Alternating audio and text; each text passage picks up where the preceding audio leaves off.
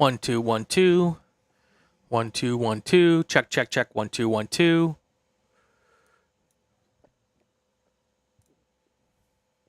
1 2 1 2 check check check.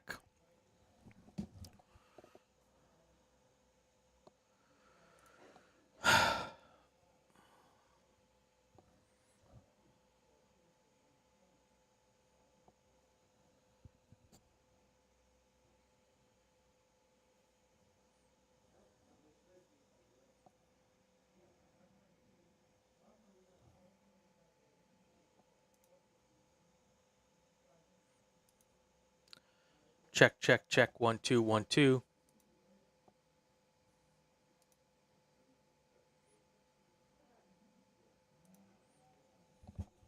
Check check check 1 2 1 2.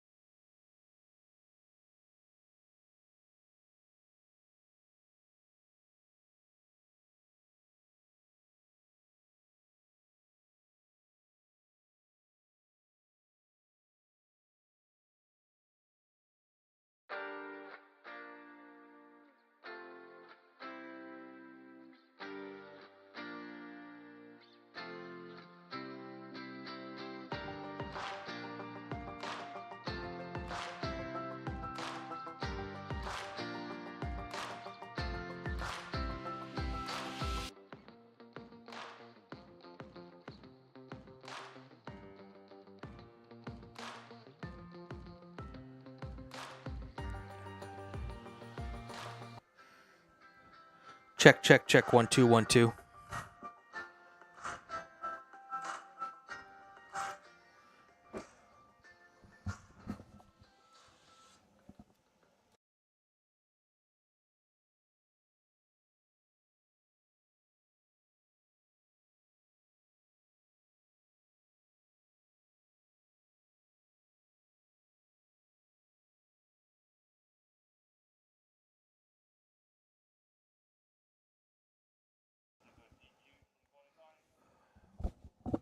I did. I don't know if Tracy did.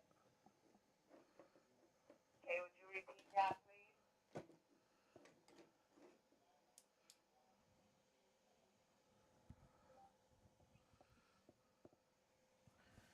Hello, everybody, and welcome to the Cow Club SCCA U.S. Majors Tour, presented by Porterfield Brakes. I'm Brian Belansky. Welcome to our coverage today. I want to apologize for a little bit of a late return here to action here. We've had some technical difficulties this morning, still struggling just a little bit, but we will do our best here to get you some coverage today, and we will keep working our way through the problems. I am solo this weekend, so I am pressing all the buttons and talking, and that is always an adventure, to say the least. But we are getting ready to go green flag with our second race of the weekend, and second race of the weekend. This is group number 2, STL, STU, Touring 2, Touring 3, and Touring 4. And your pole sitter for this race, I'm trying to pull up our, there we go. Your pole sitter for this race is Sean Lovett in an STU car. Next to him on the front row is Wilson Powell in the 77 car. And row number two STL cars, Wesley Molno and Ryan Coutillo, followed by Jared Korth, Tazio Otis, Ross Murray is starting 7th, Michael Newmeyer is 8th, Carl Young is starting 9th, Patrick Drinkwine is starting 10th, Dale Schumacher's 11th, and here we go with the start of our race here, and having some camera breakup here, but we will hopefully get them coming here. I think my turn 1 camera might be down, but we should see them come around here.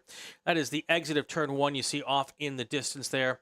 And this is the entrance to the S's, so when they do come by, you will see them here, hopefully. we are kind of on the struggle bus today camera-wise, but we are here now, and we are going to do the best we can. And we apologize for all of that. Kind of makes you want to not take for granted when we have the Super Tour broadcast coverage. We've got a whole bunch more people working on that broadcast and all of that. So here is the drag strip going down there towards Phil Hill, which you can see out there in the distance. And then this camera is the exit of Phil Hill. And you will see that here hopefully in a second. There they are coming towards you there. Yeah, there we go. Oops. That camera is labeled improperly. This is the dog leg camera. Let me see if I can fix that part at least.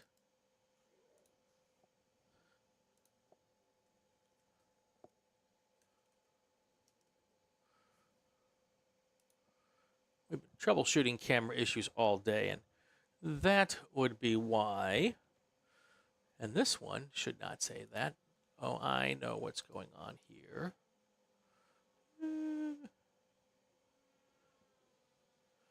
That's why the cameras aren't labeled properly.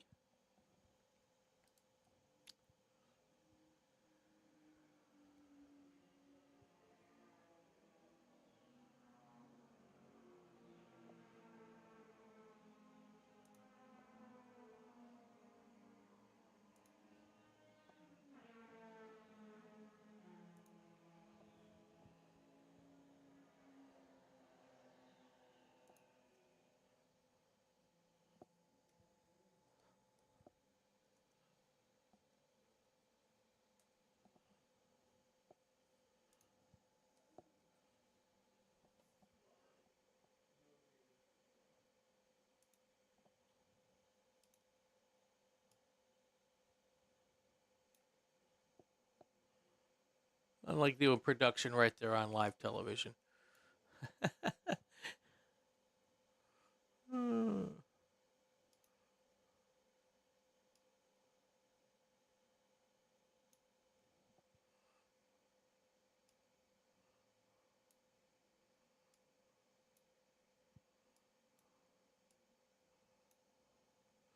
There we go. Let's see if we can pick up our cars here. Coming down, there they go. They're going down dogleg now. Off into the distance.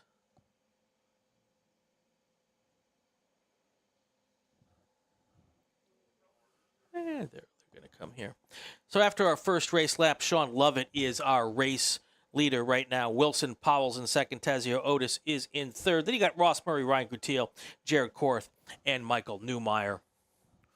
That's the way it breaks down here early on in this race.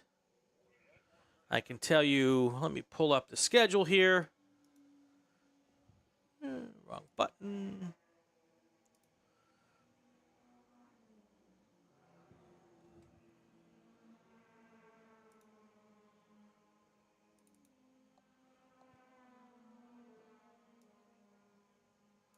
All right, today's races are 25 minutes long. Right now we have, we're about 5 minutes into our 25-minute race here.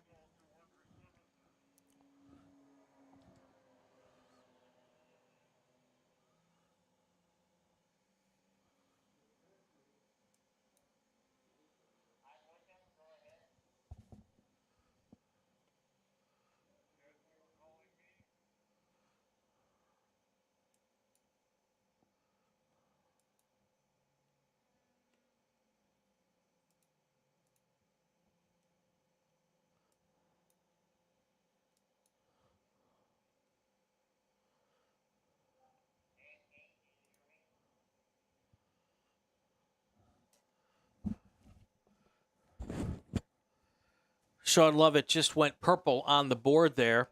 You can see him. He is now turned a lap of 155.174. We are using configuration number 14 counterclockwise this weekend. There's 25 different configurations here, and then we can run each one counterclockwise or clockwise, giving us about 50 different options to race here on our original course here at Buttonwillow. Of course, we've got a second course that's about to go online here, hopefully in the next 6 months or so. And we are looking forward to that very much. Here's our I-5 camera. I-5 named aptly because it parallels I-5. And our main straight camera is giving me fits today, but there you can see a car coming through there.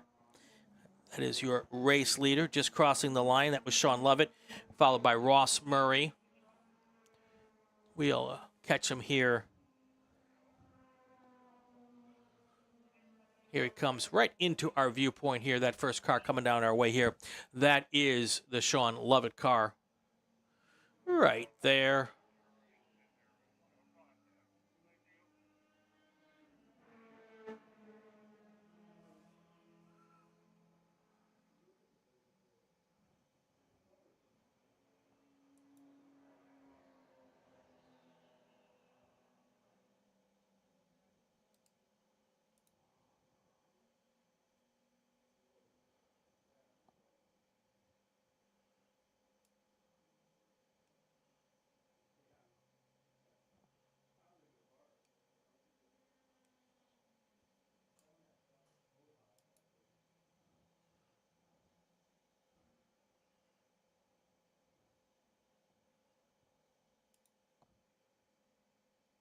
A little puff of dust there on the drag strip camera. Again, like I said a little earlier, I am doing everything here this weekend, so I'm trying to troubleshoot at the same time as I'm trying to come up with a solution here to help out in that. You can see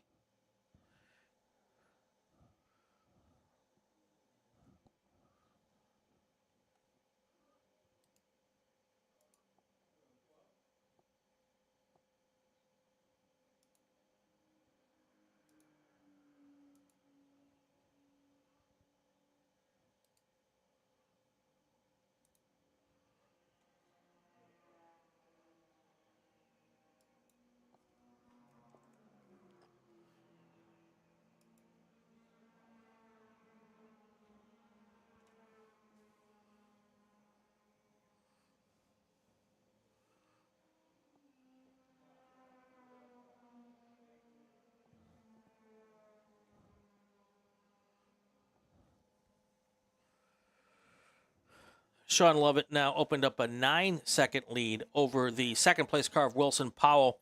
Third-place Tazio Otis is now about 15 seconds back from the leader here.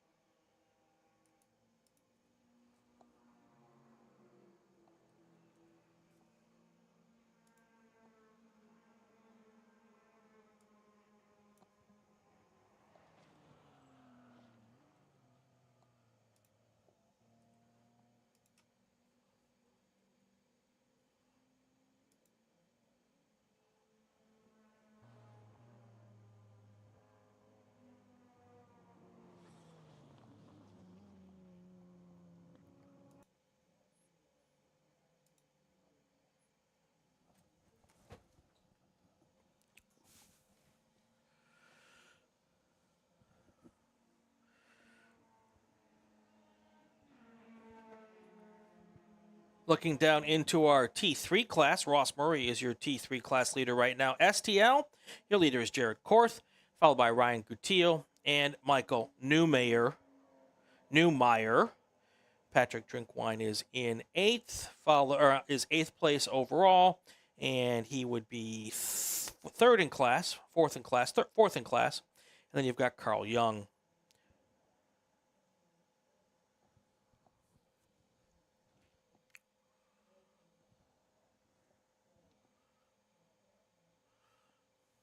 And there you can see our race leader off in the distance there, coming down off of Grapevine through Cotton Corners. He is right into our living rooms here. That is not Ross Murray. That is Sean Lovett right there. Then followed by Wilson Powell and Tazio Otis.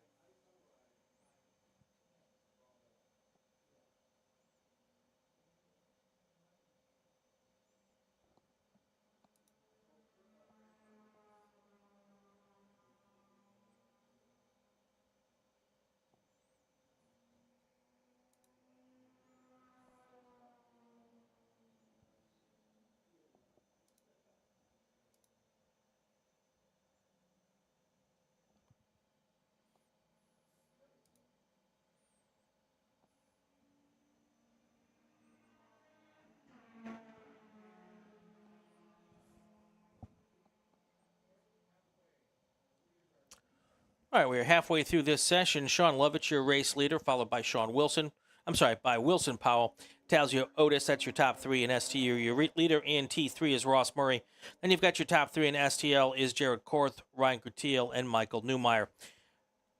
First place in T4 is Izzy Sanchez. Second place is Tony Kiritsus.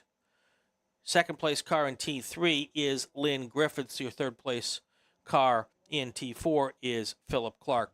That's how they stand here at the halfway point, brought to you by the Inside the SCCA podcast. I'm Brian Belansky here. Again, I want to apologize for our technical problems today. We've been working all morning to try to get them figured out. Sadly, have not been successful completely. But believe it or not, we're a lot further ahead now than we were at about 9 o'clock this morning once we got started here. So we do have we're doing what we can here to make that work as best as we possibly can. So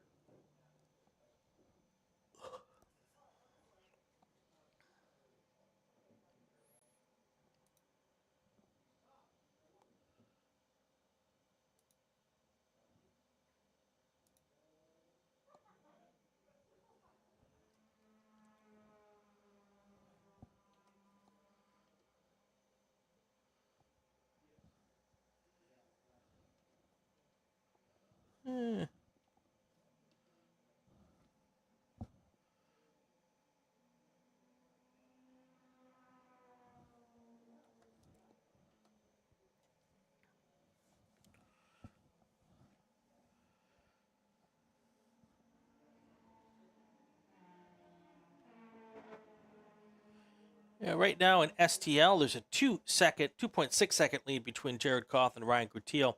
Then there's a pretty decent battle for second place there. Michael Newmeyer is really pressuring Ryan Gutierrez there. Last time by the line, he was 0.2 of a second back, so he's right there on his tailpipe. Looking at some of the other classes here, looking at T4, the T4 battle is not very close. Izzy Sanchez has opened up a 16-second lead over Tony Kiritsus, and then it's 2 seconds back to Philip Clark there in T2. Looking up to STL. STU, still no issues there, not even very close with Sean Lovett and Wilson Phillips. There's that group from the 80s there. And then you've got Wilson Powell. Ross Murray is in third. So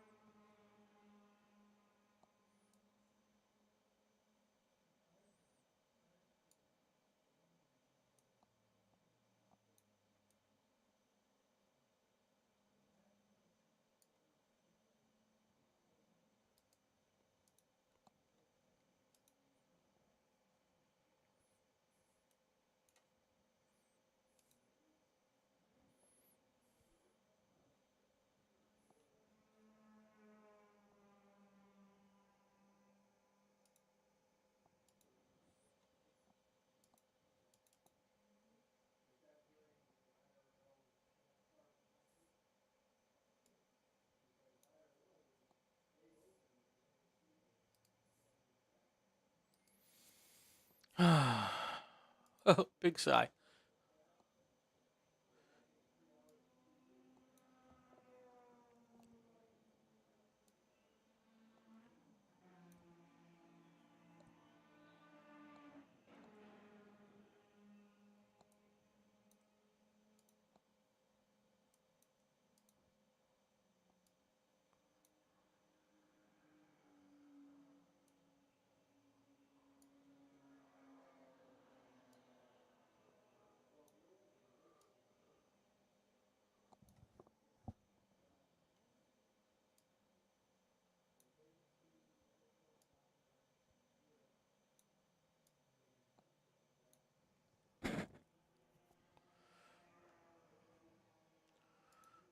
Let's do this instead. What I'm trying to do here, folks, is since our cameras are really in rough shape here, trying to see if it's worth staying with the cameras or trying to decide whether it's worth trying to go and just give you a full screen here and do an old-fashioned radio call here, like we used to do here for our races before we started working with the cameras and stuff. We're just having so many problems here with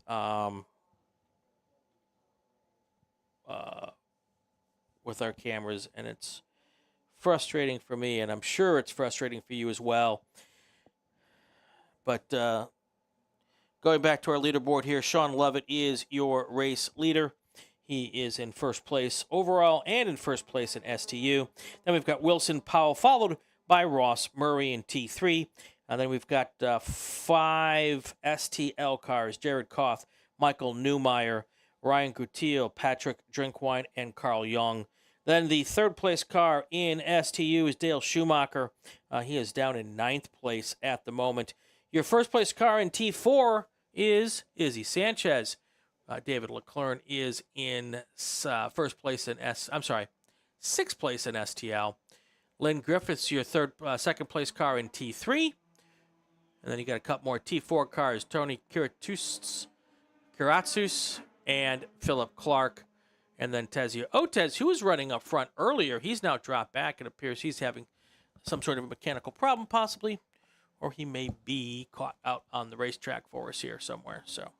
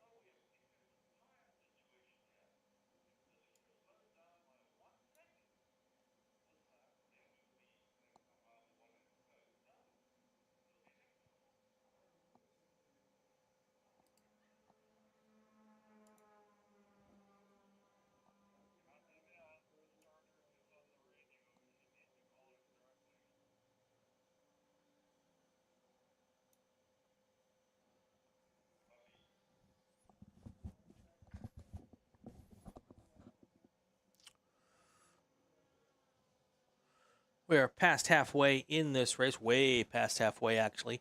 We're coming up on the 3 minutes to go mark, actually the 2 minutes to go mark here. We should be getting our white flag from our starters any moment here. Once that happens, we will let you know. No real changes in our running order. Lovett, Powell, Murray, Korth, Newmeyer, Gutiel, Drinkwine, Shoemaker, Sanchez, and David Lecren has moved up into the top 10 now. Carl Young is in 11th. Our next group out on the racetrack here in race number 3 for the day is our GTL, and then our production cars, B-Spec, ITA, and ITC. So that's what's up next here for us here at Buttonwillow Raceway Park.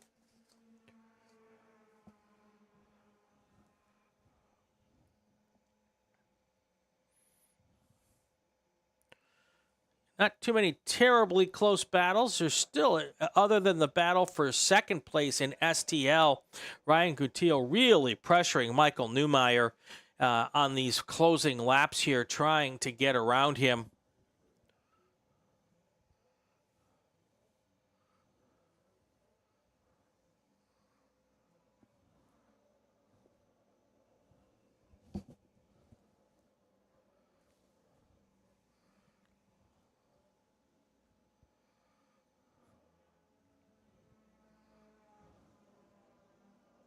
Waiting for our race leader, Sean Lovett, in the 37 STU car. That is a BMW E46. He's out of Petaluma, California, San Francisco region member. His sponsor, North Bay Bavarian, liking that, definitely. All right, the white flag is now in the air. That was Sean Lovett, who just crossed the line just now. And he's still got our fast lap. He was our pole sitter. And if he can make it away around for another 2.6 miles here, he will be the race winner here in race number 2.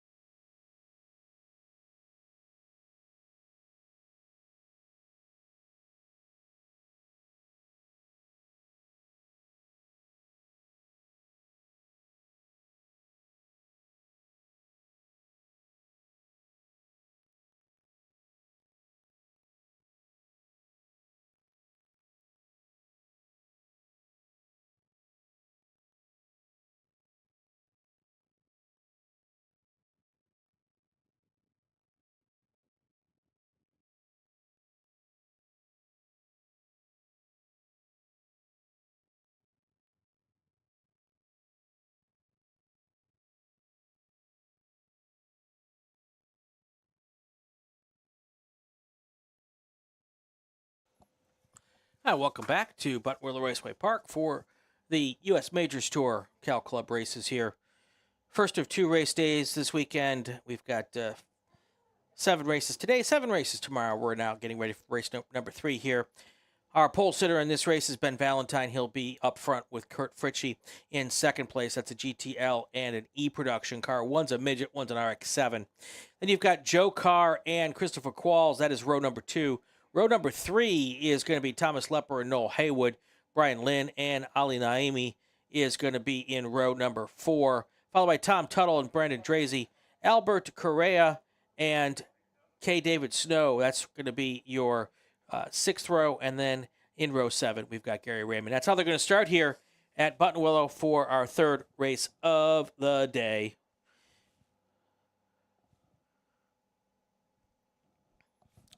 We are dealing with some significant technical gremlins today, so I apologize for that. We're going to be a little funky with our cameras today, and not quite sure what all you're going to get to see here, but there is your leaders as they come through the I-5 section. Then they've got a left-hander, then a right-hander onto the main straight, and then they will get the start for this 25-minute race here, race number 3.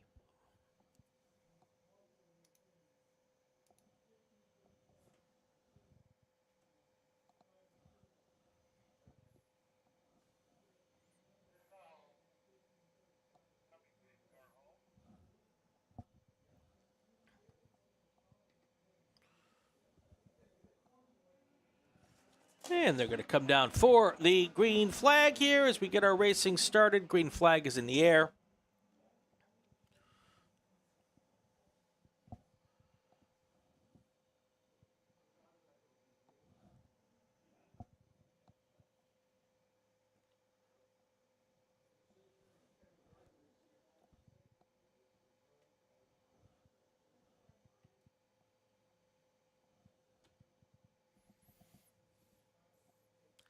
If all goes well, we'll see them coming down the drag strip, heading up towards Phil Hill here.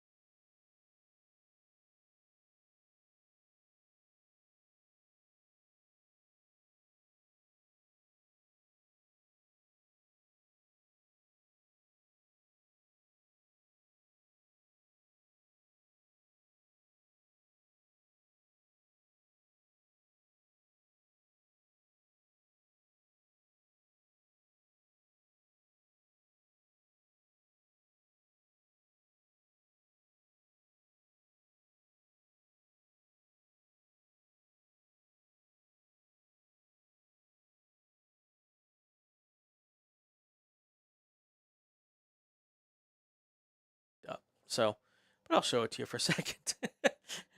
That was a moment in time, just a little, just a moment ago.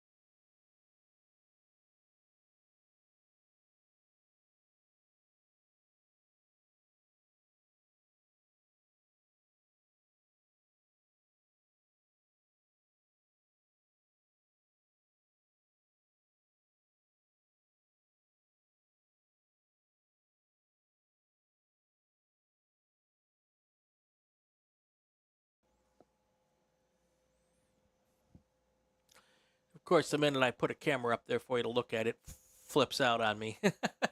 Just my luck. Eh, real struggles this weekend. Unusual. Usually we've got some pretty good coverage out here. Um, but I apologize for that. We're still going to keep talking.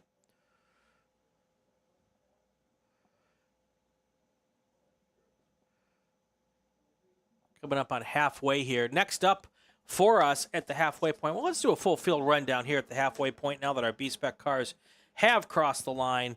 And I'm looking to see if we get a Brian Lynn here. At the moment, at the halfway point, here's a halfway report brought to you by Inside the SCCA. Ben Valentine's first, followed by Kurt Fritchie, Christopher Quall second. Then you've got Joe Carr in fourth. That's the second place car in E-Production. Your second place car in GT Lights is in fifth place overall. That's Noel Hayward. Then you've got the three B-Spec cars, 1, 2, and 3, and still very, very close. Less than 2 seconds spread between first and third place here. You've got Lepper in first, Tuttle in second, and Ali Niami is in third at the moment.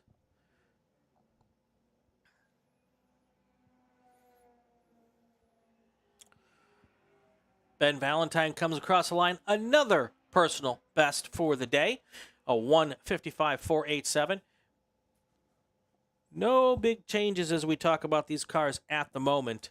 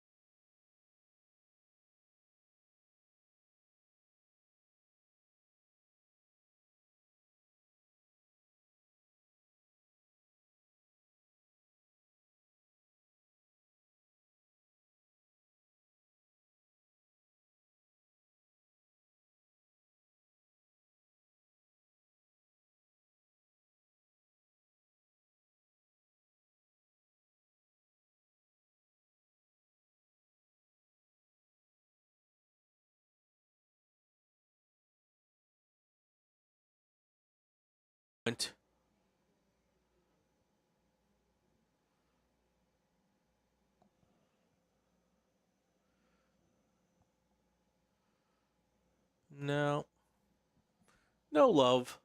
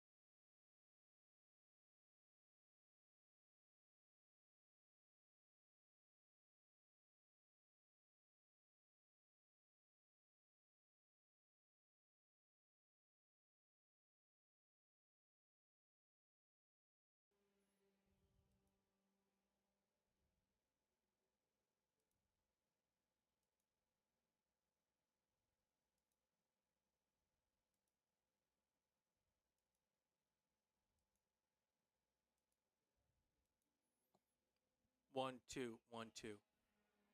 Okay.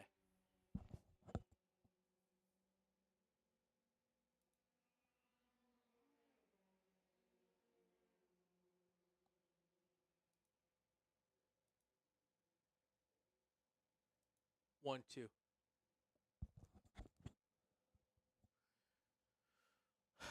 All right, folks. So we are here live. We've had a world of difficulties here today. I apologize. And just check in here to see if we're anywhere close to being where we need to be.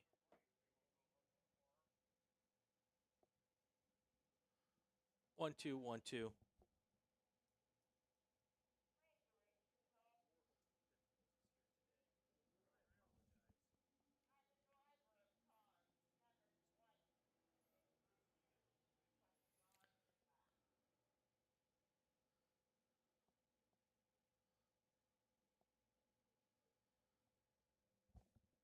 So I just realized that for much of the last couple of races, you have not been able to hear a word I've said. So we're going to keep going here live. I am not going to give up. I am going to persevere.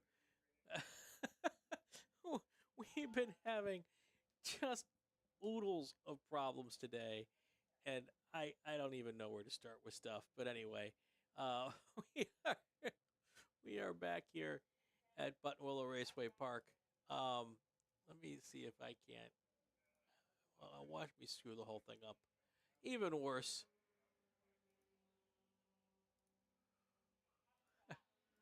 I am beaten down, but I am not defeated. We are in the middle of our small Formula Car field here. We have right now Ricky Simpson has opened up a 6/10 of a second lead over Stuart Patterson. Patterson was on the early lead in this race, and then Ricky Simpson came around. Andy Patterson, who had been in third for most of the race, has now dropped back to fifth place. Denny Renfro and Kenan Marshall moved up to the top spot. Or I'm sorry, moved up to third and fourth. So we have some different Formula F classes here. We have the Formula Ford Spec class here, the FFTS Spec Tire class, and that is what Simpson, Patterson, Marshall, and Andy Patterson are in. The Denny Renfro car, that's a straight-up Formula F car, so not part of that race, although they are all Formula Fs. Second and third place in Formula F is Eric Poulsen and Ed Erlandson. And that's where that has moved at this point in time. Robert Simpson looks like he has pulled in. Looks like his day's probably done at this moment. Not sure what the problem was or may have been with that car. We're past the halfway point here, 15 minutes, 45 seconds in, which means we're about 9 minutes left in this race. Mark Edwards is our sole Formula V car in this class, and he has now moved into ninth place overall. He'll probably stay out for one more lap. He likes to come in when he is in this kind of position where he's the only V here. He only has to do half the race's distance, more than half the race distance to be considered a finisher, and if he is considered a finisher, he will be considered the winner here. Ricky Simpson's your leader. Stuart Patterson is in second. Gap between first and second is now 9 seconds, but gosh darn it, Denny Renfro and Kenan Marshall, they are right there getting ready to pounce. If not this lap, next lap, they might try to make a move to get around Stuart Patterson. They have now caught him. Denny Renfro is 0.3 of a second back. Again, now it's not a class battle. One car is in FFTS while the other one's in FF. But it is a class battle for Kenan Marshall, so he wants to get past Stuart Patterson to take second place on the podium. That is still definitely up for grabs here as we get into the final few minutes of this race. Coming up on 6 minutes to go here.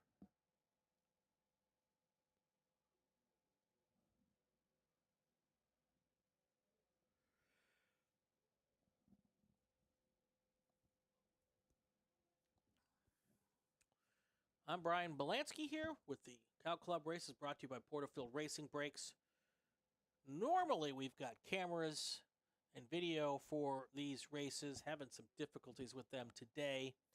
hoping to resolve them for tomorrow. But either way, we'll be doing a radio call if we don't have the video. Want to thank the good people at Porterfield Racing Brakes. If you need brakes for your race car, for your street car, and a whole bunch of other stuff, they don't just sell brakes. Give them a call. Actually, check them out online first, because that's what we all do these days. We don't call very much anymore. Porterfield dash, whether you call it a hyphen or a dash, brakes.com. Mark Edwards makes his way to pit lane. That is as I expected. Stuart Patterson is still in second place, but not for long. He has held off Denny Renfro again, still 0.3 seconds. The car that really is motivated to get around these two is Kenan Marshall. He's racing potentially for second place overall, and more importantly, second place in class.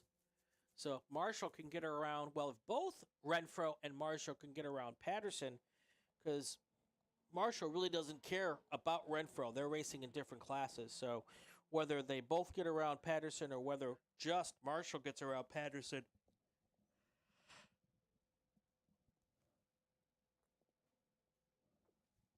it won't matter much for Kenan Marshall.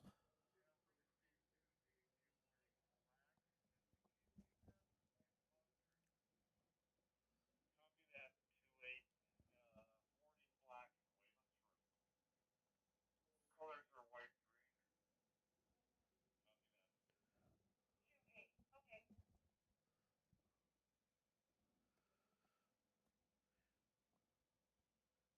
Now, it looks like Marshall has just gotten around Renfro into third overall, which makes his sights now set on second place in class, second overall, Stuart Patterson. We'll see if Renfro can get back around. Renfro's got this great car you can see from like a half a mile away. It is a yellow and black. I refer to it as the Bumblebee car. It's a yellow and black striped car. He is now down to third place. It's possible that he just let Marshall go to give Marshall a shot to go after Patterson because they're racing for class. Here comes across the line Ricky Simpson. Next in line should be Stuart Patterson. And right behind him now is Kenan Marshall. And Marshall is now 0.2 of a second back from a potential shot at being in second place overall on the podium here with just under 5 minutes to go in this race. Still game on for second place here. We'll see what it looks like. From the tower here, when I don't have the cameras, they go into a zone where I can't see anything. Back down towards the sweeper. We are not using Star Mazda this weekend, so we're using the sweeper. So when they head down towards sweeper, I can't see them.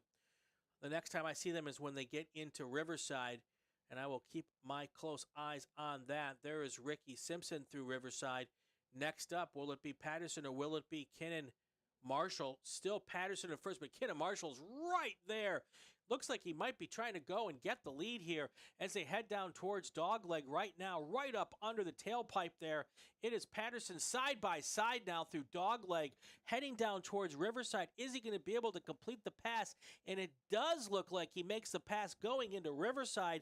Now, can Stuart Patterson answer back at all, or is Kenan Marshall going to be able to drive away? And now it is Denny Renfro who is right there behind Stuart Patterson. Again, he has no reason to pass him. He's going to be skating his way to victory, probably in Formula F if he doesn't have any problems. But the battle still rages on here for second place. Here comes your race leader, Ricky Simpson, down. Probably 2 laps to go is my guess right now. And Kenan Marshall has opened up a 3 or 4 car lengths lead over Stuart Patterson. He was definitely the faster car on the racetrack for the last several laps. And now Patterson is being pressured by Denny Renfro in second place. Andy Patterson remains in 5th. Ed Erlinson and Eric Poulsen are 6th and 7th. And they're actually 2nd and 3rd overall second and third in Formula F versus Formula FTS, which is a regional class that we have here out at Cal Club. If you're interested in coming out here and helping us and enjoying some of the racing action, you can volunteer to be a race worker. Tons of fun playing with cars, many different positions. My kids working grid this weekend. We also have timing and scoring. We've got our corner workers who get out in the corners and wave the flags and let race control will know what they're seeing here out here. All those folks, there's our admin folks, lots of different people out here that takes to make this thing happen. Next time by, we're going to get the white flag. Ricky Simpson, he's got about 3 or so miles to go before it's all said and done here. But he has been able to drive away the lead for Kenan Marshall now up to about 6 car lengths. And he is having no problems driving away from Stuart Patterson late in this race. Patterson trying to hang in, but he's got pressure now from Denny Renfro coming up from 4th place. Both of the Renfro and Patterson cars maybe closed up just a tiny bit on Kenan Marshall, but Kenan Marshall just put his best lap of the race down last lap, a 1:47.862. He's got clean air, no one in front of him. Here comes Ricky Simpson. White flag is in the air, 2.6 miles to go in this race, and all he's got to do is get around those corners, get around that 2.6 miles. He's going to take the victory. Kenan Marshall, not quite as easy a trip here for the last lap, but he now has about a 6-car length lead over Stuart Patterson. As long as he doesn't put a wheel wrong, he will come home with a 2nd place trophy. And Stuart Patterson's trying to hold on for 3rd overall. Again, not a big deal for him. He can let Renfro by, actually, but if he lets Renfro by, then he'll have no chance probably of catching Kenan Marshall here as we go through our final 5 or 6 corners here. Waiting for Ricky Simpson to appear in Riverside. That's the first time I can see him now on the racetrack. He should be there any moment.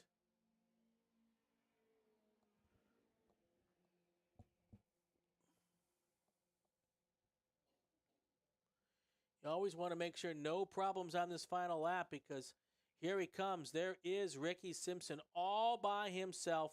Then you've got Kenan Marshall even further ahead now, maybe 10, 12 car lengths ahead of 3rd place.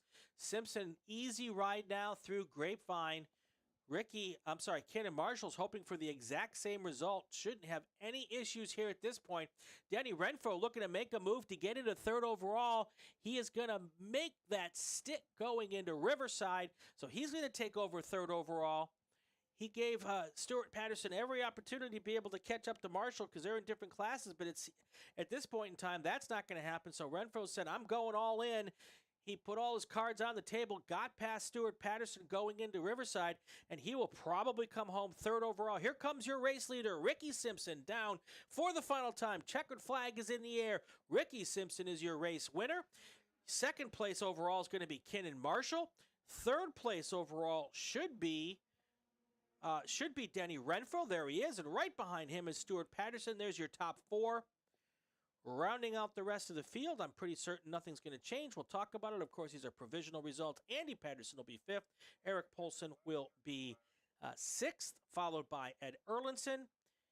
Stephen Perilou is in 8th. Mark Edwards, 9th. And Robert Simpson will finish this race. Actually, he will not be considered a finisher because he only had 6 race laps in. He needed 1 more race lap to get to halfway, and that did not happen. So Robert Simpson should, if my calculations are correct, should come home with a DNF. That's going to do it for our 4th race group of the day.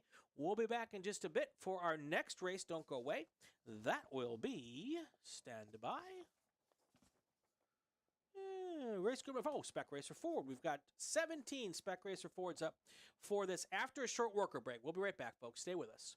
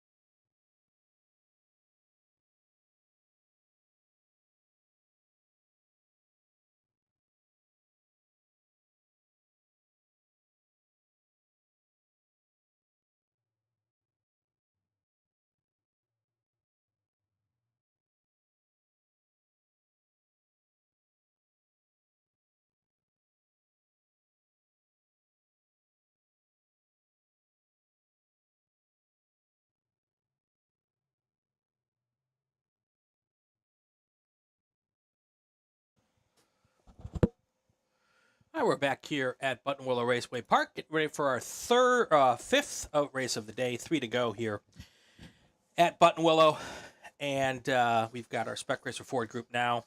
Then we've got our Spec Miatas of different variations and forms, and then we round out the day with our Group 7, which I believe is our ground pounders, our big GT cars. Yep, that's the situation. Lights are out on the pace car. We should be getting our green flag possibly here, and the green flag is in the air. Here's our starting order. Starting on the back of this race, Chris Strand and Thomas Kolopnik. They are in row number, Kolopnik's in row number 9. Row number 8 is going to be Doug Stewart and Chris Strand. Row number 7, Mike Moshe and Vince Balch. Row number 8, Tom Israndino and Denny Fostick. Row 5, that was row 6. Row 5 is Christian Jurgis. I'm sure I pronounced that improperly. John McClintock is in next to him. Row 4, Brian Schubert and Lee Douglas. Row 3 is going to be Mark Ballingy and Andre Pera. Excuse me. Row 2, Paul Marino and Jay Rosenthal, and your pole sitter is Caleb Schrader. Right next to him is Robert Edmondson. All right, they've taken our green flag here. Of course, we've talked about it throughout the afternoon. We've had some technical difficulties, so no cameras today. Even the one you've got up there really isn't working all that well. So we're going to switch back to this for the rest of the race. We'll give you that.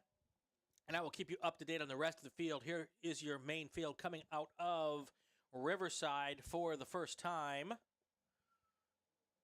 Trying to figure out who that is. That might be Robert Edmondson in first. Yeah, it could be Caleb Schrader. We'll know more in a minute when they come across the line for the first time. Hard for me to see all the way out there. 25-lap races here today. We are on configuration 14 counterclockwise. Drivers don't like the counterclockwise configurations here quite as much. But we do it once or twice a year just because we can. We shake them up. We want to do a little bit different time each race. 50 different possible configurations here. Here comes our leaders down to cross the line for the first time. That'll give me a good shot to know who is where. And your leader after lap number 1 is Caleb Schrader. That is that red car with a 151.913 on the first lap, followed by Robert Edmondson, Paul Marino, Mark Ballingy. Jay Rosenthal rounding out the top 10 is Christian Gurgis, Andre Pera, Brian Schubert, Tom Miserandino, and Mike Moshe. That's your top 10 after lap number 1. Once they all cross that start-finish line, they make the right-hand turn through Sunset and head off towards the Star Mazda corner, although we're not using Star Mazda today. We're actually using the sweeper. And that part of the racetrack I cannot see. So I wait for them to come back into my view as they hit the Riverside portion of the racetrack. And that's when I can first see what's going on, who is where. This time through, it's going to be still Caleb Schrader. Man, he has opened up a big lead already. God, is it really that big? It was 0.8 of a second first time by. Now it is just large. That's got to be a 2.5 second lead already. Caleb Schrader, one of the best young drivers in the country, and he is on my short list of potential runoffs winners this year if he goes back out there. No question. He's also really fast in the FE2 cars.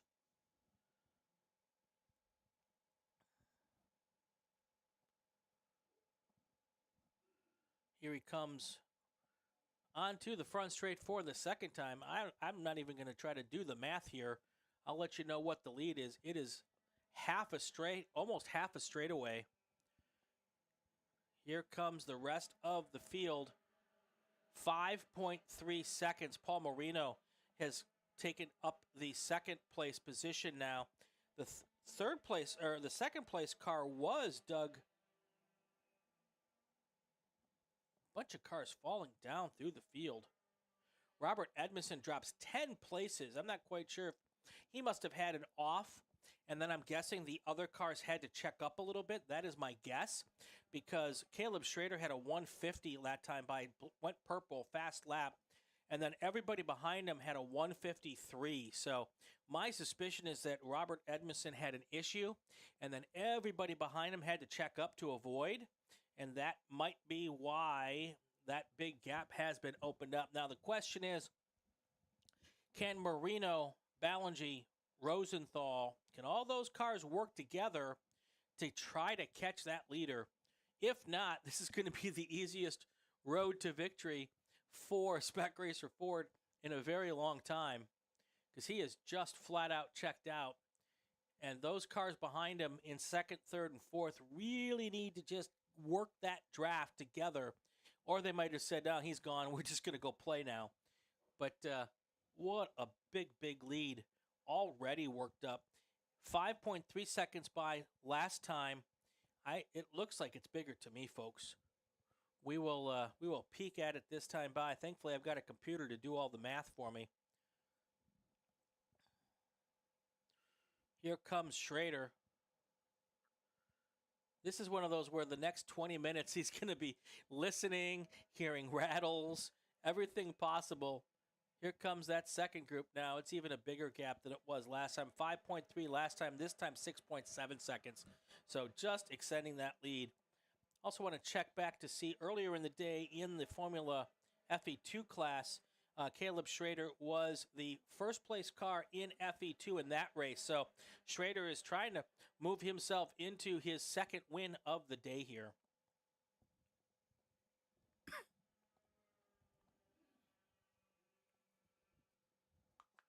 So right now, as it stands, it's Schrader, Marino, Ballingy, Rosenthal, Gurgis, Para, Schubert, Miser, and Dino. That's your top 8.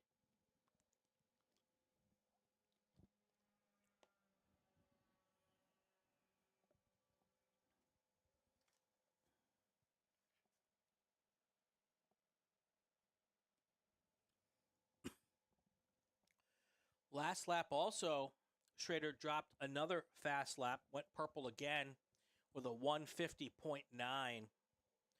That lap alone, even without issues, was just a little more than 2 seconds faster than the group behind him. So the group behind him has the benefit of the draft. Caleb Schrader's pushing all that air by himself, and he's still running faster laps. So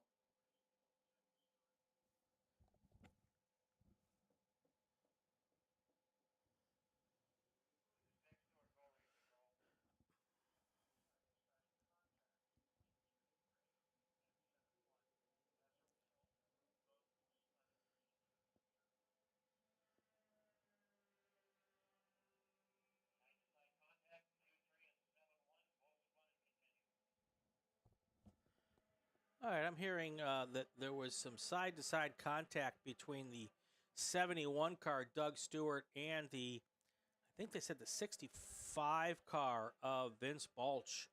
That was early in the race. They both spun. They both continued. They actually started towards the back, so I don't think that had anything to do with the Robert Edmondson situation. And now Robert Edmondson is starting to work his way back up through the field.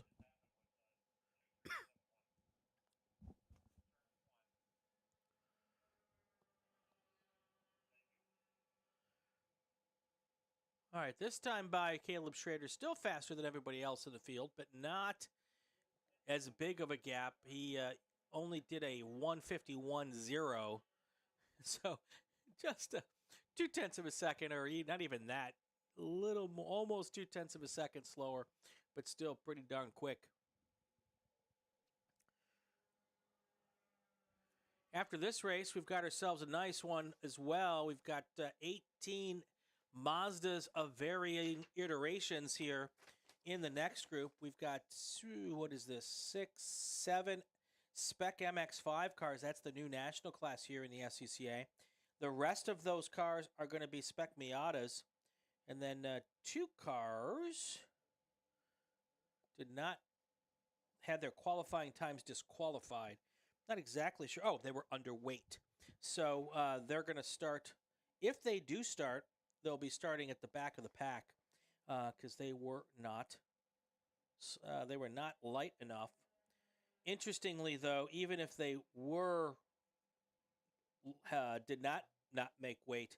They would have started pretty well towards the back of the field anyway. So anyway, that's coming up next. They spec me out a race, and then at the end, we've got our ground pounders, our GT cars, bunch of GT2 cars here this weekend, a couple of GT3 cars. So good contingent of GT cars in our last race of the day.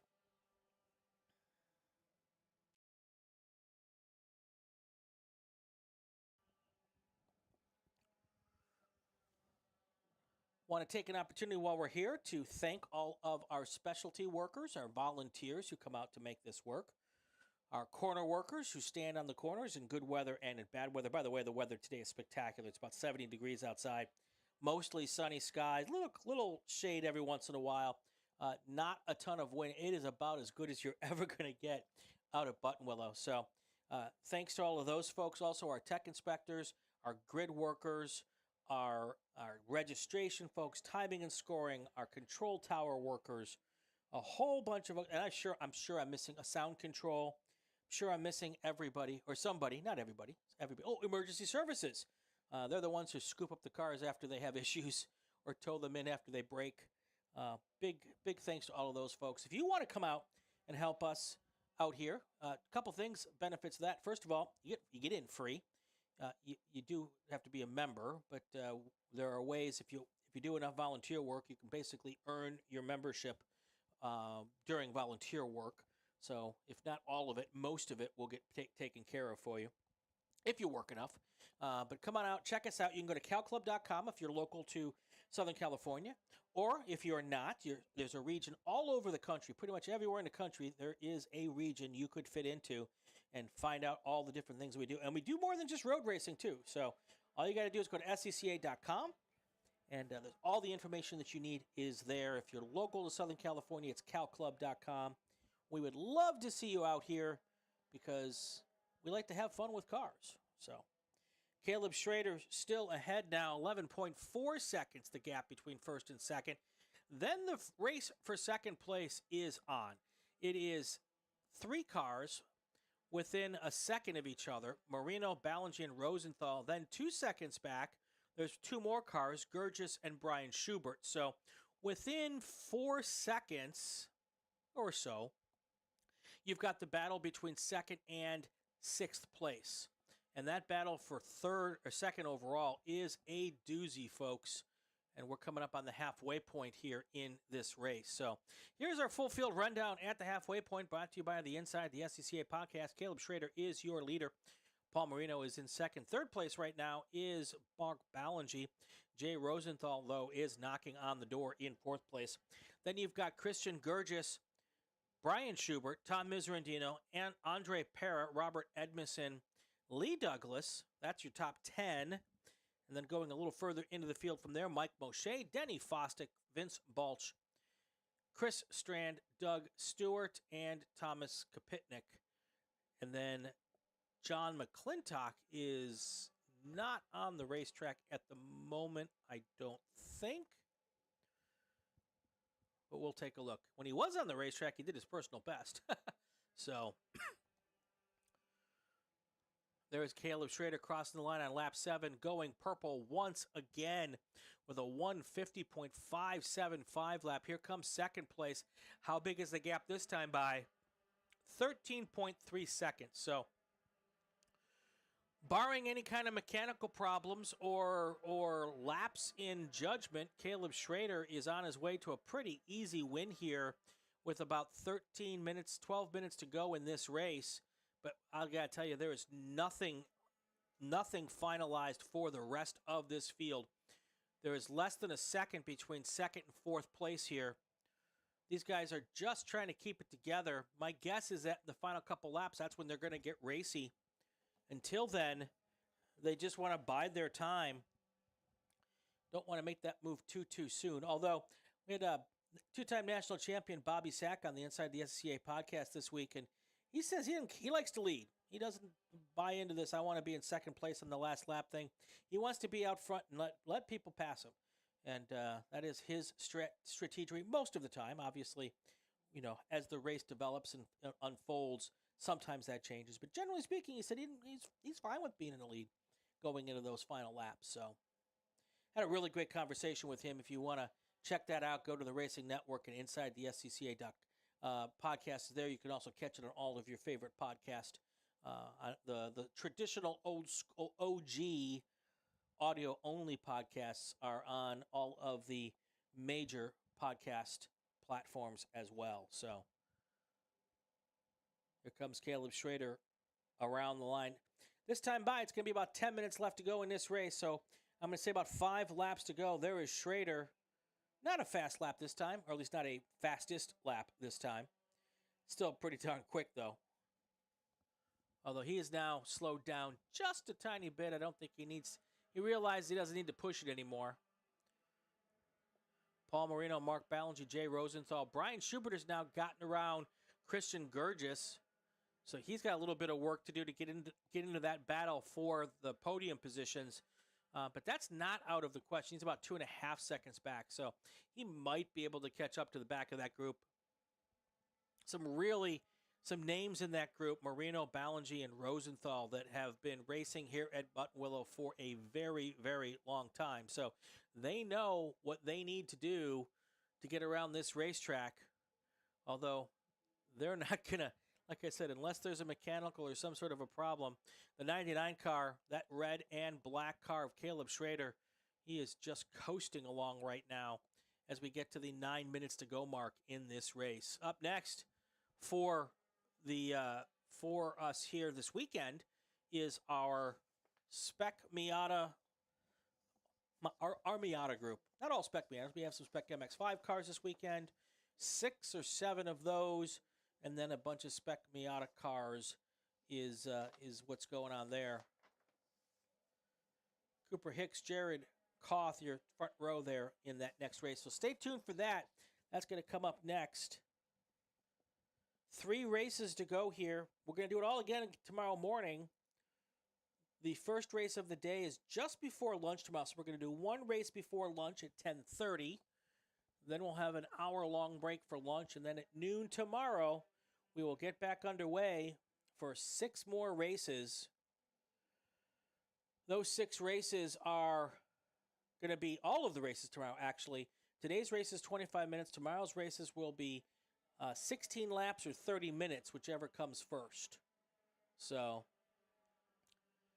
looking to see. Oh, you know what? I did miss a couple of people when I was thanking the workers. I missed the starters, the folks who waved the green flag and the checkered flag at the start and the end of the race, and a bunch of other stuff in the middle as well. Also, our pace car people. We have a pace car driver here this weekend.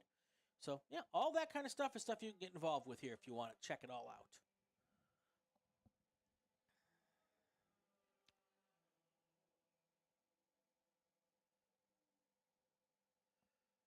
About 6.5 minutes to go here.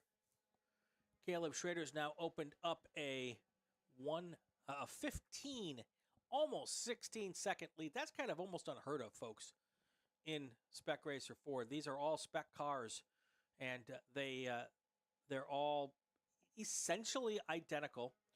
And then the difference between first and second place is which one drives it better. So, looks like, though, at the start of this race, Schrader had a little bit of help with some with a moment that was had early in the race, which kind of blocked up the field and let him drive away just a little bit. But he's taking advantage of that. That gave him about a 5-second lead. Now he's opened it up another 10 seconds on top of that. So, so good on him for that.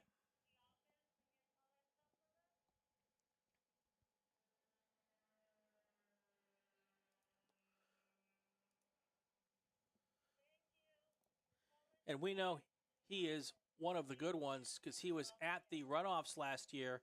And I'm about to pull up. I believe he finished 3rd last year at the runoffs. My memory of there's 27 races, so it's hard for me to remember all of them. But I know I'm almost certain he ended up on the podium. Give me just a second to pull it up here. Official race results. I was correct. Yeah, Caleb Schrader was your 3rd place finisher on the podium at the runoffs.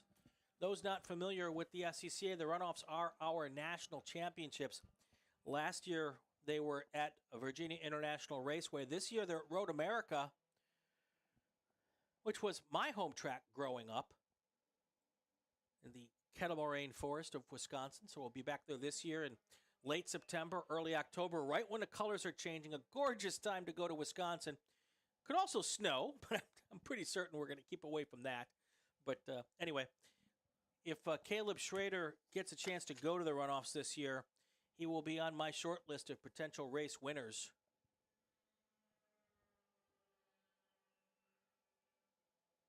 Also, speaking of the runoffs, your pole sitter from last year's runoffs, your pole sitter was Morgan Burkhart. Morgan Burkhart had a little issue with the car during the race, but yesterday he finished in second place in his second IMSA race of his career. He was in the Michelin Pilot Challenge yesterday, and Morgan Burkhart finished second overall with a five-time Rolex winner, Rolex 24 winner, Andy Lally, in third place. So he was in good company. It wasn't soft competition by any stretch. And Andy Lally is a podium finisher way back in the day in Formula Continental. He's also a pole sitter in Formula 440 or maybe Formula 500. I remember how far back that went. But Andy and Morgan, both friends of mine, and it was great to see them battling up front. Really, both of them just top-notch people, though. All right, so coming up on 4 minutes to go here, Caleb Schrader is your race leader right now. That battle now is a little bit spread out for second and third place. So it's still a strong battle for second. Paul Marino has a 0.3 of a second lead over Mark Ballingy. Brian Schubert is now taken over this fourth place position, but he is 3 seconds back from third place. So he has got a lot of work to do to get caught up to that podium finishers or potential podium finishers if he wants to do that. But he is on a move. He's moved up 3 places from where he started this race. So a really good run from Brian Schubert. I talked with him during the lunch hour. He said his car was strong, felt really good. So he was confident of what he could get done today. And so far, he's proving that to be true. Moving up now, like I said, 4 spots from his initial starting position. He now currently in 4th place here. Brian's also one of the drivers out here. A little younger, not quite as much as experience as the Marinos and the Ballingys out here. But he has been out here for quite some time, many, many years, and he knows his way around Buttonwillow as well. Here comes Schrader across the line with under 3 to go. So I'm pretty certain next time by he's going to get the white flag here. He is now still waiting for the second place car to come through, and it looks like it's possible. Well, Mark Ballingy's car and Brian Schubert's car look very, very similar. So it's still Marino, and now Ballingy is back 0.5 of a second. Brian Schubert's not making up any ground on third place. So it looks like he's kind of settled into a position there, and 4th place may be as good as he can do today. Christian Gurgis, a name I haven't seen here before. Let me check to see if I can figure out where he is from. He is up into 5th place, so that's a new name for me. He's out of Kirkland, Washington, so he is made a long tow down here to Buttonwillow for this race weekend. So great for him to come down here all the way from Washington. We'll probably see him up at the Super Tour in Portland in June is my guess. Or in May, I should say. But yeah, Christian Gurgis. And if I'm pronouncing the name wrong, hopefully you can get me corrected. I'm happy to do that. Anyway, he's up to 5th position. He's also gone up 4 positions in this race. Robert Edmondson, who had a big issue on the opening lap, or maybe the second lap of the race. He went way to the back of the field. He's back up to 4th place, so he is driving pretty well to get back as many positions. He's back with some decent points today. Tom Miserandino also having a great run.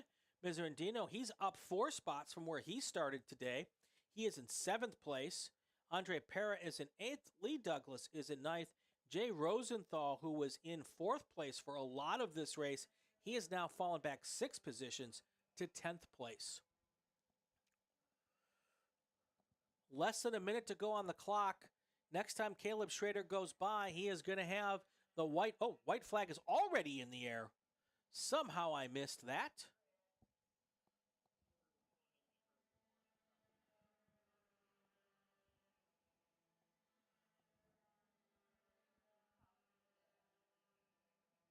I guess what I missed was Caleb Schrader coming by because he's 20 seconds ahead of second place. So uh, Schrader is on his final lap. He should be coming into our view here on Riverside for the final time in just a second. What a fantastic run for him today. Pretty much clear sailing after that first lap or two. And he's just been coming ahead, a little bit more each lap. There he is through Riverside. To say that he's all by himself, that would be an understatement right now.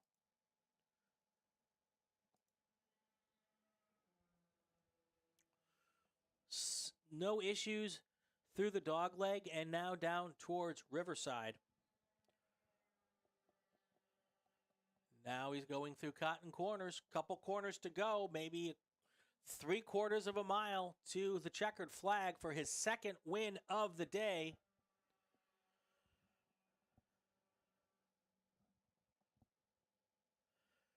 The race for second place at the line last time was 4/10 of a second. Not sure if Mark Ballinger can catch Paul Marino here, but he is certainly going to put on the old college try to make it happen. He is right on the bumper. Here comes weaving down the front straight, giving his crew the big thank you, is Caleb Schrader with the win. Now let's see whether or not Ballinger can get around Marino on this final lap. There's a slower car ahead. Not going to be an issue, I don't believe, for that car.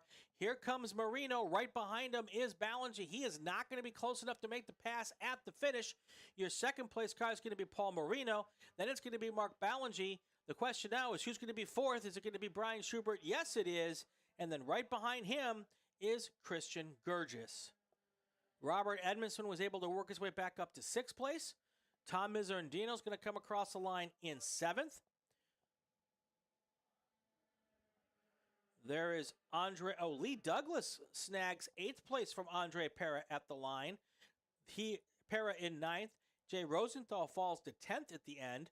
Mike Moshe is in 11th. Denny Fostick is 12th. Vince Balch 13th. Chris Strand 14th. Doug Stewart is 15th. Tom Kapotnik is 16th. And John McClintock did not get in enough laps to be considered a finisher, but he did come in 17th. All right, that's the way it stands. Of course, those are the unofficial results brought to you by the Inside the SCCA podcast. We're going to take a break. When we come back, our second to last race of the day. If you like Miatas, this is the one for you. Stay with us. We will be right back.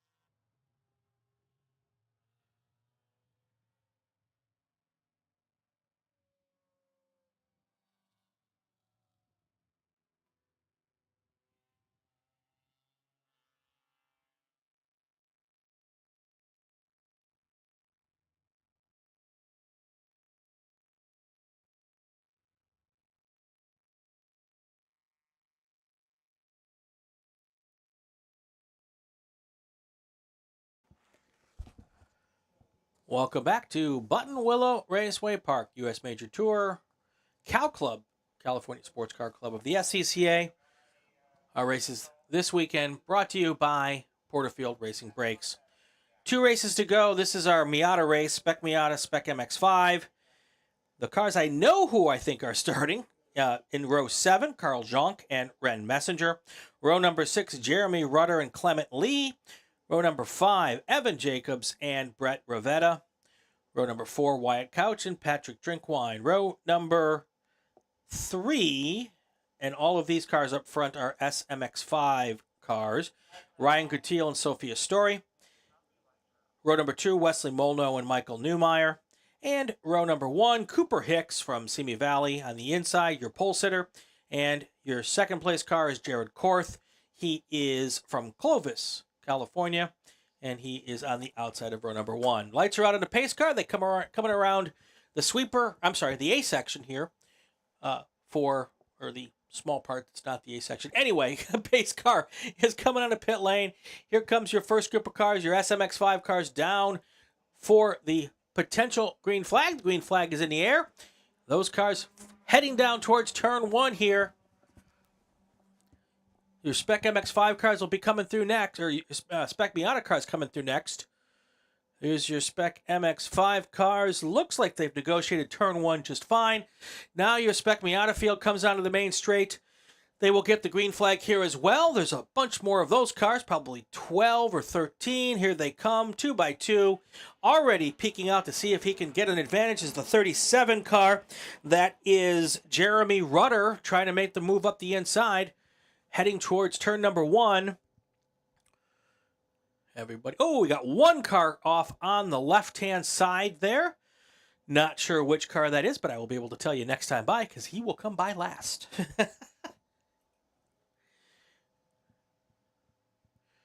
No issues at this moment. Oh, the next race has already started. There we go. Let's go and make this happen. And there we go. Second to last race of the day. We'll be out here doing it all again tomorrow. Our racing coverage tomorrow will start here on the Racing Network at 10:30. If we can get our cameras working, we'll have video. If not, we'll do another radio call just like we did today. We'll be all set for that. Your Spec MX-5 cars pretty close together still. First and second place moving out just a little bit. Then a third place car is about 6 car lengths back, and then about another 6 car lengths back to fourth and fifth. We'll get you the running order when they come across the line this time. I'll also be able to tell you which car was that one that went off there at the end of the field. Yep. Here comes our Spec MX-5 cars across the line for the first time. Your race leader after lap number 1 is the number 86 car of Cooper Hicks. Then it's Jared Koth. Sophia Story moves up a couple of spots, 3 spots to get into third place, followed by Ryan Gutierrez, Michael Newmeyer, and Patrick Drinkwine. That's your top 6 cars. That's your 6 Spec MX-5 cars. They had a little bit of a split start, so they're about a half a lap ahead of the Spec Miata cars, who are now coming onto the front straight for the first time. Your race leader after lap number 1, that's going to be Wyatt Couch, followed by Evan Jacobs, Clement Lee, Jeremy Rutter, who made that big move up the inside. He got 2 positions on the start. Brett Ravetta is in second. Brett Ravetta is in 5th place in Spec Miata. And then the car which had the issue at the start at the exit of turn 1 is Curtis G. But he was able to collect it and get back into the hunt. So Curtis G out of Cupertino. I never know if it's Cupertino or Cupertino. I should look that up. Maybe it's Cupertino. Anyway, your Spec MX-5 cars now heading down the dog leg into Grapevine here for the second time.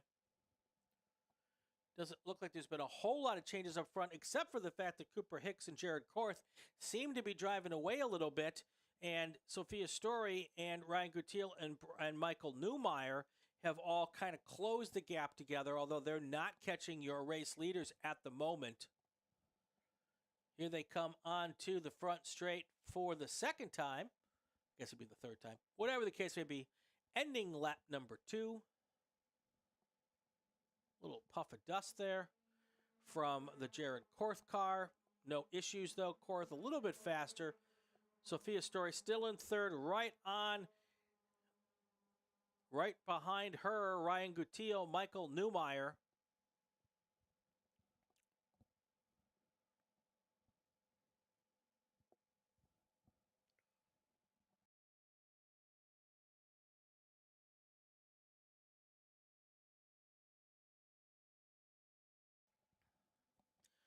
Now, 4-car train in Spec Miata coming across the line now. That 4-car train led by Wyatt Couch, Evan Jacobs, Clement Lee, Jeremy Rudder, a slight bit back, 2.7 seconds.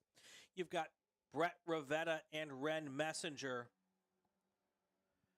Then Aaron Coulter, Carl Yonk.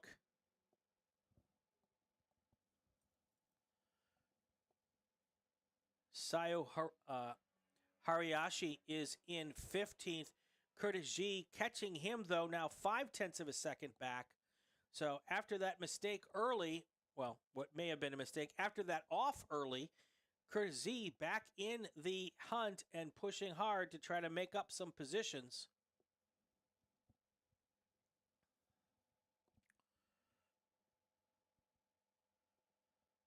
Now we pick up our Spec MX-5 race again.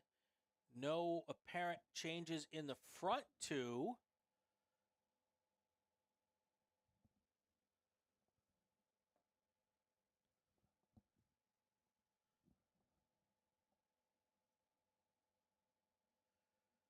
They run out of my viewpoint because we've got a lot of high and big trees here.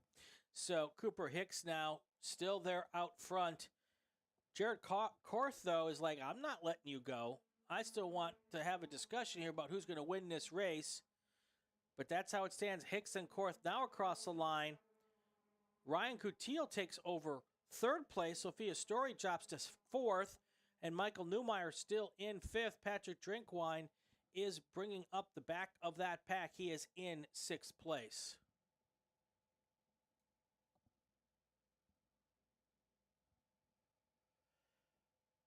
Yeah, this Spec MX-5 class, a brand new national class here in the SCCA, its first year, and there has been a ton of participation in our Super Tours, and we've got 6 of them out here this weekend as well. So this class is quickly catching on. Spec Miata has been one of the most important classes here in the SCCA for a long, long time, but the Spec MX-5 class has been brought in. And as these Spec Miata cars get a little bit older and it gets a little bit harder to find parts to keep them going and all of that, there's now this new entry of Spec MX-5, which, you know, it'll be a lot easier, a newer car, more stuff available. Lots of support from Mazda for both classes still, but you can tell that Mazda has really put the focus on what they think is the future of this Miata racing platform here in North America, and that is Spec MX-5. Cooper Hicks still holding station in front here. Jared Korth just can't seem to get close enough. Well, one of two things. Either he can't seem to get close enough, or he's decided he's exactly where he wants to be here, and he's okay letting Cooper Hicks drive up front and bust the air and give him that opportunity just for an easy drive here, and then they're going to get real racy in the final portions of this race. What's a little interesting here is that a lot of the drivers in this class are younger, trying to make their way as potential career in motorsports, and they don't always have as much patience as maybe some of the longer-standing veterans. But in this particular case, it does appear that either Jared Korth can't catch Cooper Hicks, or he's biding his time till a little later in the race. Still the running order in Spec MX-5. Hicks, Korth, Gutierrez, Story, Newmeyer, Drinkwine. That's how they were across the line here as we get close to the 15 minutes to go mark here in this race. Here comes your Spec Miata field. Still 4 cars making way up front, although now there's 2 or 3 car lengths between each of them. Still out front, though, it's Couch, then Jacobs, then Lee, then Rudder, just like it's been for several laps. Following Jeremy Rudder is Messenger, Rivetta, Coulter. That is how they sit or stand. Well, they're sitting and trying to drive. That is how the standings are at this moment. 25-minute races today, 30 minutes or 16 laps tomorrow.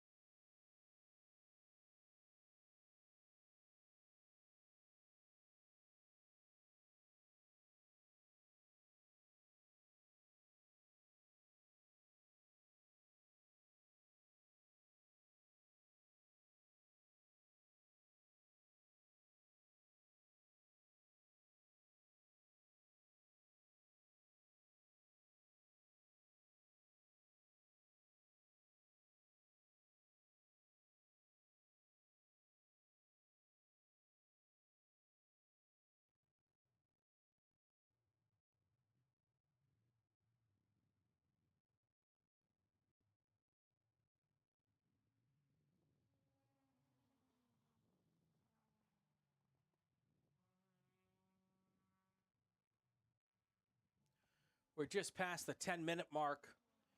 So about 9.5 minutes to go here. I'm sorry, 14.5 minutes to go here in this race. Spec Miata at the moment, you've got 4 cars all right there within 2 seconds of the lead. So very much in doubt how this whole thing's going to play out in Spec Miata. And then you've got the first and second place cars in Spec MX-5 only 0.4 of a second apart. So 2 good races going here. These Miatas typically put on some of our best races every weekend. So I am certainly not surprised with that. Should also keep in mind that we still have 1 race to go after this one. It is our big bore cars. If you like Corvettes and Mustangs and BMWs, got a little bit of everything. A Dodge Viper, lots of noise-making machinery coming up in the next race. So stay with us for that.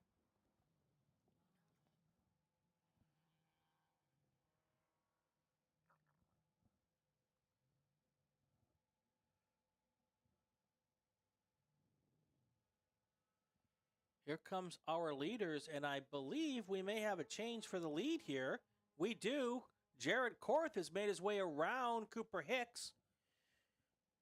He either decided it was time to go, or it's possible that Hicks may have had just a little bit of a hiccup and opened the door for Korth to get by.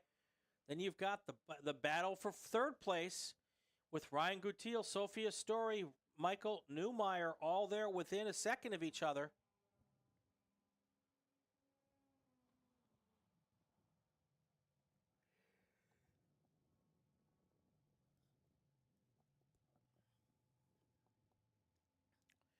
And now that 4-car battle for the lead in Spec Miata one more time, coming towards the line. Doesn't look like there's any changes, although we've got a potential pass for second place. Clement Lee was trying to go underneath going into turn 1. It looks like he might have been able to complete that pass.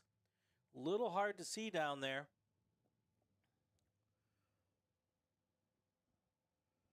We'll know more next time by.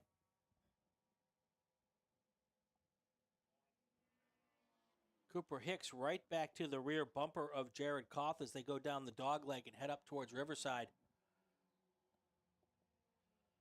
Cooper Hicks might have also decided, you know what, I want to let this guy lead for a little bit so I can watch him, learn where he is good, learn where I am good.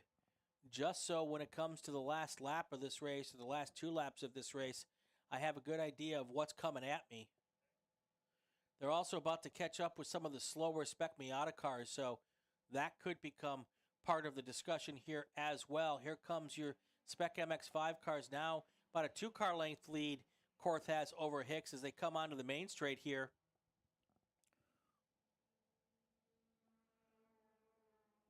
That lead is now 0.4 of a second at the line. Still a really good battle for third place here. Gutiel, Story, Newmeyer.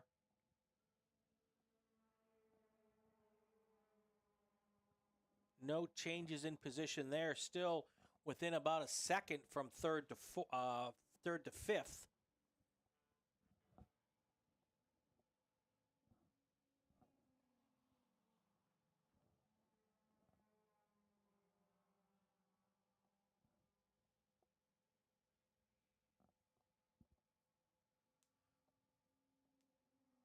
Here comes the Spec Miata field.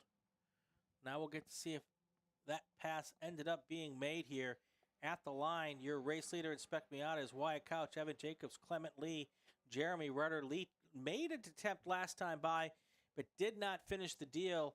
And Evan Jacobs actually been able to open up a little bit bigger lead now, 0.3 of a second between him and Clement Lee.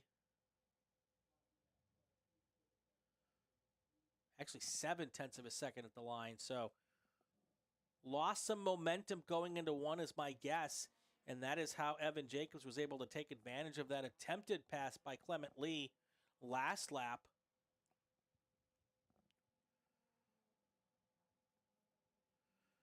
Those Spec Miata cars now starting to work their way through the slower Spec MX5 cars.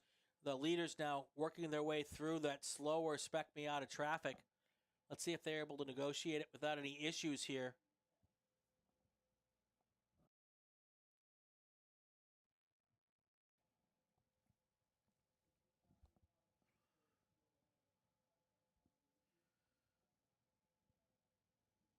Jared Korth puts a wheel off at the exit of coming out of the main straight. It does look like Korth and Hicks got around those slower cars without any issues. The harder time sometimes is for the second pack here. The slower cars might not be as in tune with the second pack coming through. So we'll see if the battle for third place can make it past the slower cars without any problems here. They're probably another lap away from catching them, though. As we get into 9 minutes to go here in this race. 9 minutes to go.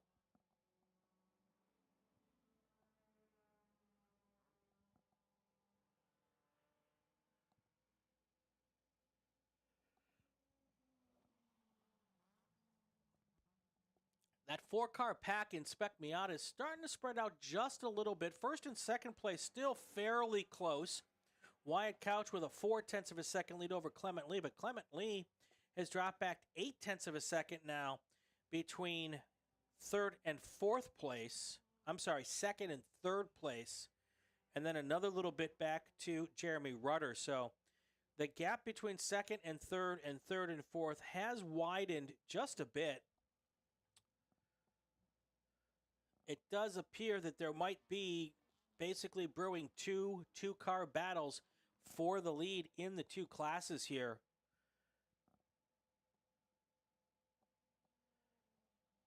Cooper Hicks has not lost any ground on Jared Koth here over the last several laps. He's keeping it right around that half a second gap as we come into the final stages of this race.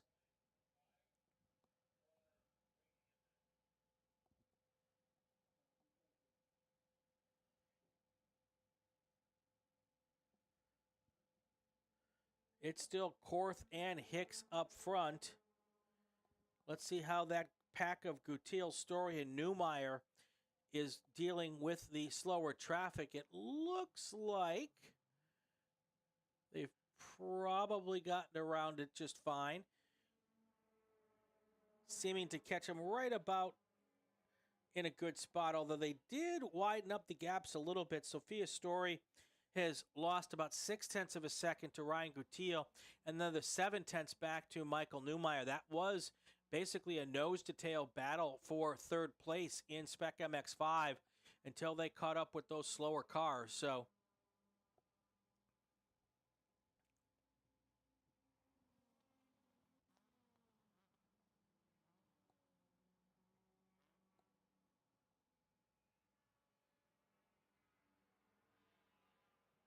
And now Spec Miata back past us. Wyatt Couch, Evan Jacobs, Clement Lee, Jeremy Rudder.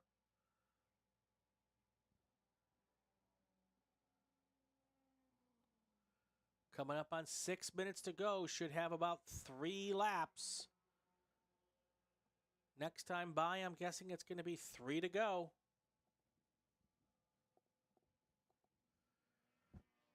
Spec MX5 leaders are going around right under the 2-minute mark. So with 2-minute laps, 6 minutes to go, if my math is correct, next time by it should either be 2 or 3 laps. I'm going to guess 3.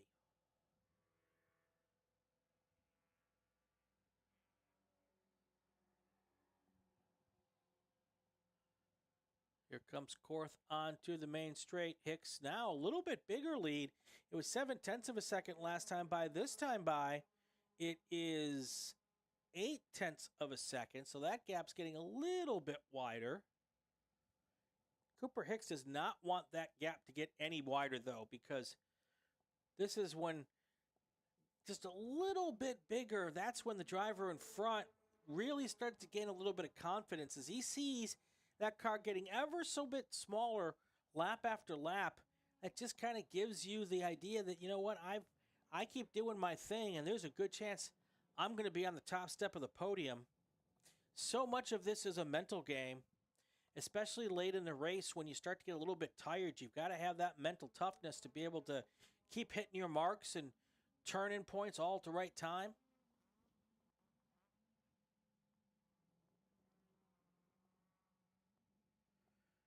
Coming at the line right now, Wyatt Couch, followed by Evan Jacobs.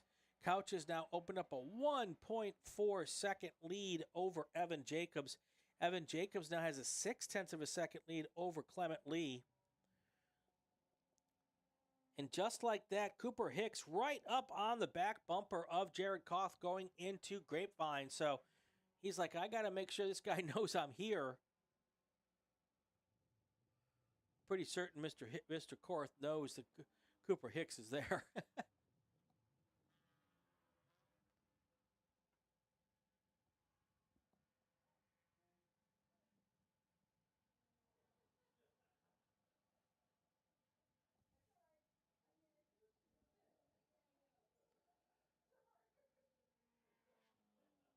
And there are our leaders now coming on to the main straight.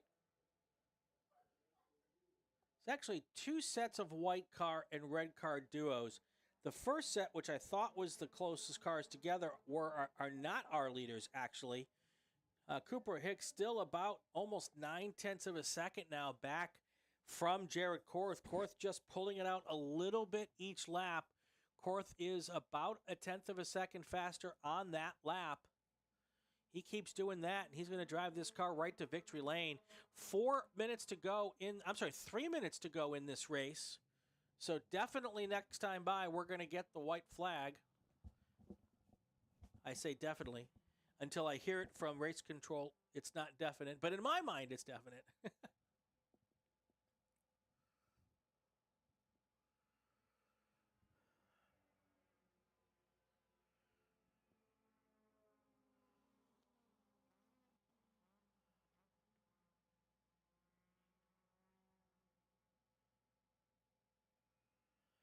Michael Newmeyer has gotten around Sophia Story for 4th place in Spec MX5, and Clement Lee has gotten around Evan Jacobs for 2nd place in Spec Miata.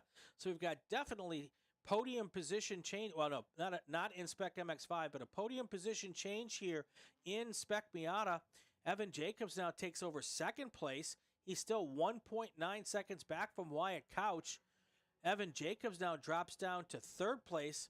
He's probably not in danger of losing that podium position. He's got a 3.5 second lead over Jeremy Rudder, who is in 4th place at this time.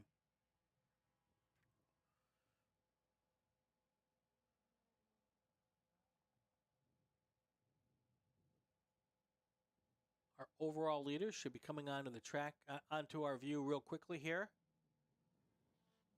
And it looks like even a bigger lead for Jared Korth now this time by.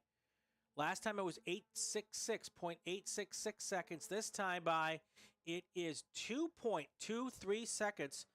Jared Korth has opened up an additional second, 1.1 seconds in one lap. That lap for Korth was at 158.7, and the last lap for Cooper Hicks was a 159.9. So literally almost a full second, 1.2 seconds difference between Korth and Hicks at the line that time by. And Michael Neumeyer's 0.4 of a second back from Ryan Gutiel. So that is still in question. The third place podium spot in Spec MX5 is not done. The white flag, though, is in the air. So we're on our final lap here, looking for our leaders as they come by.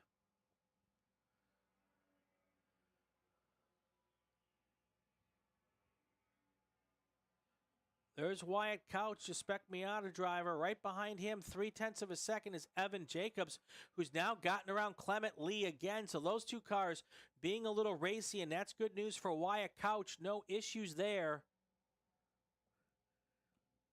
Still that big lead for Jared Cothier on this final lap. As long as nothing goes wrong with that car, he doesn't make a mistake, Jared Koth is in line to win this Spec MX5 Cups, the Spec MX5 class victory here at Buttonwillow. The starter has the checkered flag in the air, just looking for that white car of Jared Korth, the number 27 car. Should be our next car into our view. There he is, coming onto the main straight for the final time. Cooper Hicks not close enough to even be a question here. Your race winner is going to be Jared Korth, followed by Cooper Hicks in second place. Question now is who's going to be in third? Is it going to be Ryan Gutiel or is it going to be Michael Neumeyer? At the line, it looks like it's going to be Ryan Gutiel who's going to hold off Neumeyer, I believe. Yep. Gutiel, Neumeyer, 0.2 of a second between those two cars. All right, let's focus back now on Spec Miata as they come together for the final time here. I don't think there's any question here between Wyatt Couch. He's going to be the winner here unless something weird happens. The big question for me, though, is still who's going to be in second place and who's going to be in third place. Last time by, Jacobs was 0.4 of a second ahead of Lee, and they had swapped positions on the previous two laps. Here comes through the line this time, Patrick Drinkwine. He will be your last place finisher in Spec MX5. Now comes your Spec Miata cars. There is Wyatt Couch, followed by Evan Jacobs and Clement Lee, 0.4 of a second in the line. That's your podium for Spec Miata. All right, let's run through the running order for both classes now. This is, of course, provisional. Jared Koth, your race winner. Cooper Hicks is in second. Ryan Gutiel third. That's your top three in Spec MX5, followed by Michael Neumeyer, Sophia Story, and Patrick Drinkwine. Looking down now to Spec Miata down the order. Wyatt Couch, your race winner. Second place on the podium, Evan Jacobs. Clement Lee is in third. 4th through 10th is Jeremy Rudder, Ren Messenger, Brett Rivetta, Aaron Coulter, Carl Yonk, and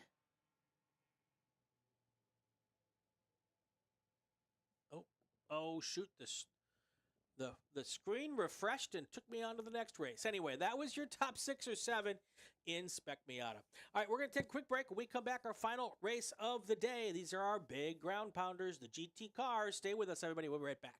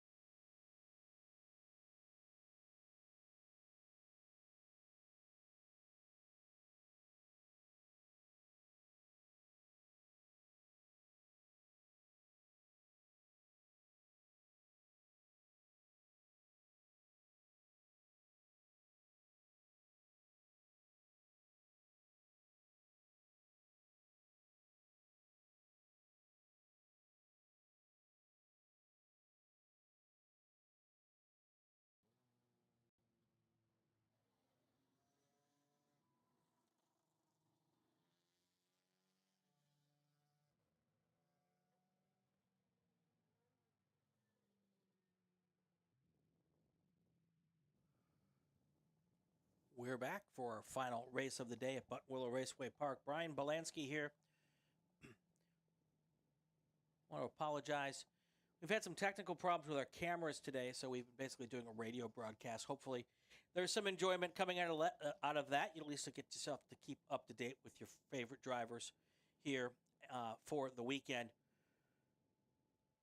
10 cars in this race, getting ready to take the green flag. Hopefully, they'll all take the checkered flag as well. Starting in row number 5, Paul Gasson on the inside, Robert Kelly on the outside. Row number 4, you've got Chris Qualls and Wolfgang Make. Row number 3, John Stott and Taz Harvey. Row number 2 is Jacob Yesnick on the inside, Skip Rabazi on the outside. And then your front row, Jonathan Greco and Glenn McCready. Greco in a BMW M3, your pole sitter, and Glenn McCready in a GT2 Chevy Corvette. Greco hails from San Mateo, and Glenn McCready hails from Redwood City. Lights are out on a pace car. Pace car is on pit lane. Let's see if they can come on down. Everybody will like what they see, and if they do, the green flag will be shown by our starter. Green flag is in the air. Here we go, our final race of the day. 25 minutes of racing left here for our final race of the day. So these are our GT2 cars and GT3 cars primarily in this race. One little ITE car snuck in there. That's Paul Gasson in the Ford Mustang. So we've got 6 GT2 cars. And then we've got 3 GT3 cars. And then our little old ITE car. So the GT2 cars are made up of a BMW M3, a Corvette, a Mustang, a BMW M3, a Mazda RX-7, and a Dodge Viper. Our GT3 cars, a Honda Civic, Mazda RX-7, and a Toyota Paseo. And then, like I said, that lone little ITE car, all lonely, is going to be a Ford Mustang. So here comes our lead pack now through Riverside and onto the dogleg. Who's got jumped out to a big, big lead early? Wow. That is 20 car lengths at least. That's going to be a good 2.5, 3 seconds right on the opening lap. My guess is that is Jonathan Greco in the BMW M3. That car is hooked up.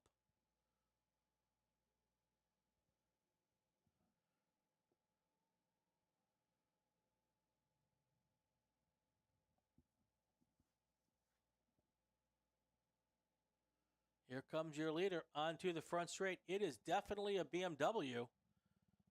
Which BMW is it? Jonathan Greco is your race leader. Puts down a 1:45.5. Second place was Glenn McCready with a 1:48.5. So 178 seconds the gap at the line. That is one haul in the mail opening lap by Jonathan Greco.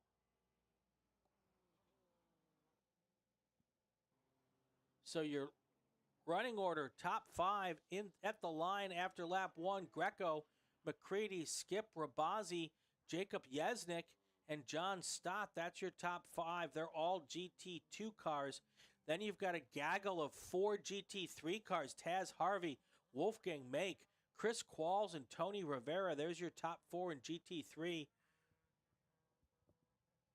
Paul Gasson and Kyle Kelly, they are rounding out the top the cars on the track. They're in 10th and 11th.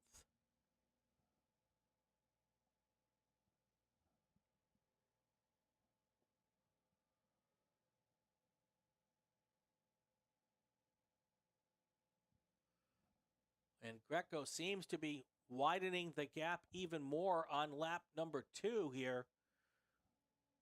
He is going to, looks to me like he's going to have a 5-second or so lead as he comes across the stripe this time.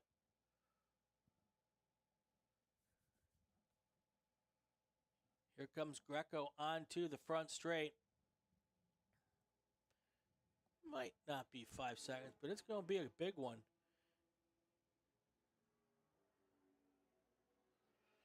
No, yeah, a little bit bigger. He's now 3.819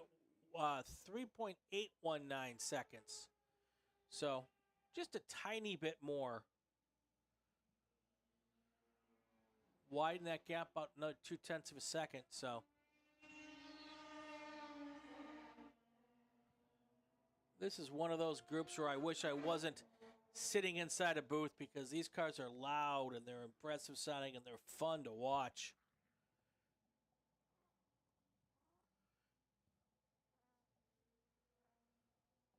This is a good opportunity to remind folks, if you want to come out and be part of our action out here, you can be a volunteer race worker. Go to calclub.com if you want to come out here to these races out in Southern California. You could also come and be part of our races anywhere around the country. We have regions everywhere, all the major road race tracks around the U.S. Most of them have SCCA races, and those SCCA races, our volunteers are the workers for those races.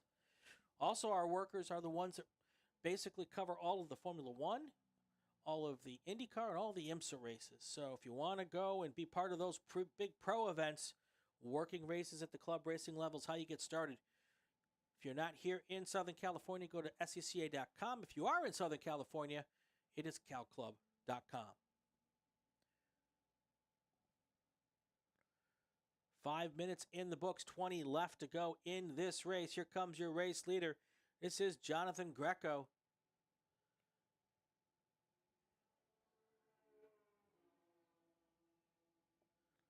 He crosses the line this time by with a 5.3 second lead. He adds 2 more seconds to his lead. Glenn McCready is in second place. He has got a 2.5 second lead over Skip Rabazi. Jacob Yesnick is probably the best battle right now is for third place in GT2. Jacob Yesnick is about 0.8 of a second back from third place Skip Rabazi. GT3, Taz Harvey is your winner. No, let's not get ahead of ourselves. Taz Harvey is your race leader at the moment. He's got a 5-second lead over Chris Qualls, who has a 3-second lead over Wolfgang Make.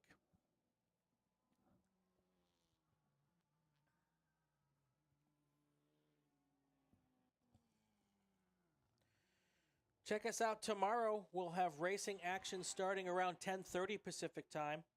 Have 1 race before lunch and then 6 races after lunch. Same 6 groups as we have today in the same order. Big difference tomorrow is races are a little bit longer, 16 laps or 30 minutes. So if you didn't get enough of it today, we're going to give you the same thing tomorrow and a little bit more.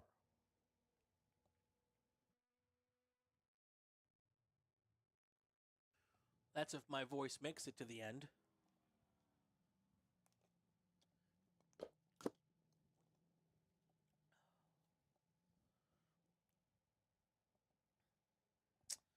We'll also hopefully have our cameras up working tomorrow. We'll work on that this evening, see if we can't get them fixed.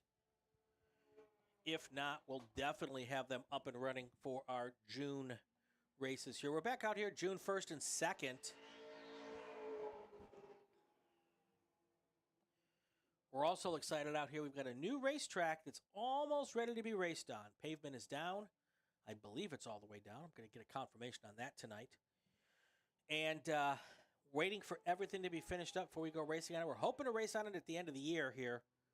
I am looking forward to being able to make that announcement when the time comes.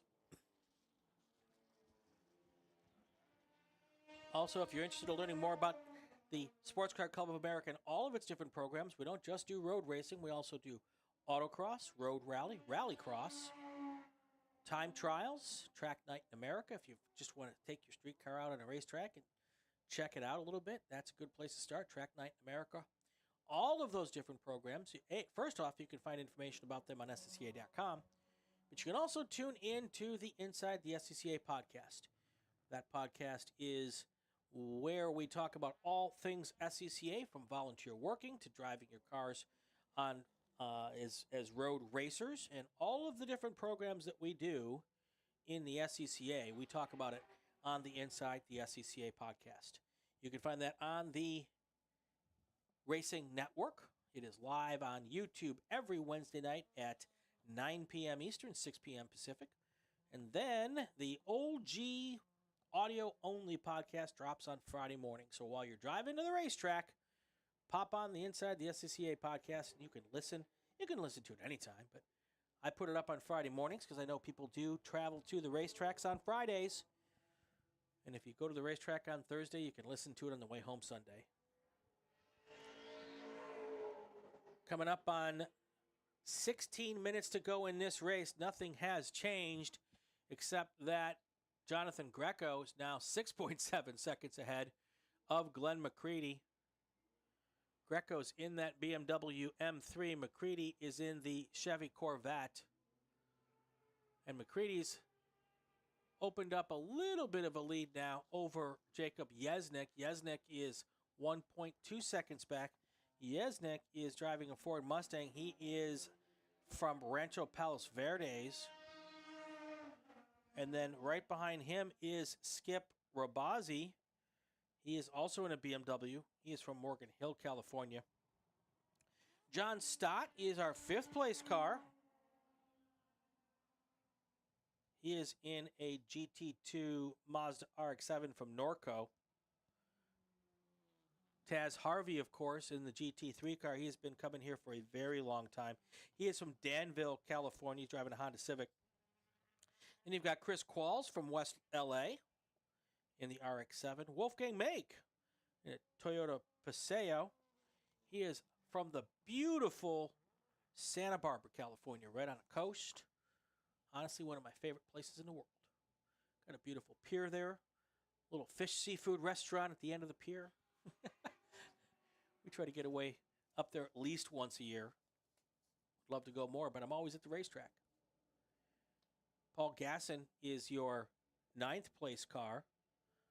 Oh, Tony Rivera made it out today. Also, he did not qualify. He comes up from San Diego area, so he may have not made it in time for qualifying this morning, but he is here today. He'll probably be here tomorrow, and he is running in 11th at the moment.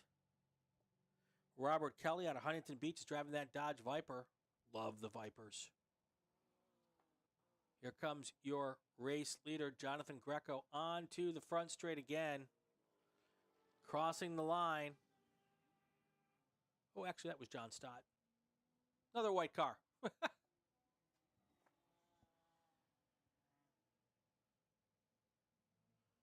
You got 11 minutes passed in this race, which means 14 minutes to go. Almost to the halfway point. This is our final race of the afternoon. We'll be back out here at 10:30 tomorrow morning doing it again.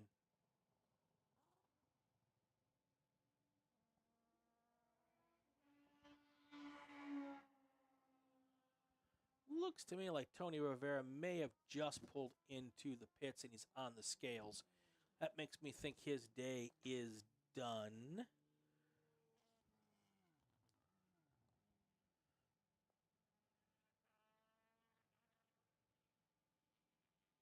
So we're running this course counterclockwise this weekend. We've got 25, give or take, configurations here at Buttonwillow that we can use, and each of those can go counterclockwise or clockwise, giving us approximately 50 different ways to race this racetrack. And the drivers don't like the counterclockwise quite as much as they like the clockwise. I guess it doesn't flow quite as well.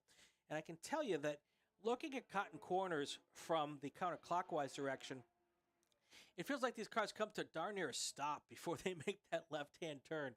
They really slow down going into Cotton Corner. And it doesn't feel like they do that going any other direction. So that may be the flow point they're talking about when they say they prefer the other direction.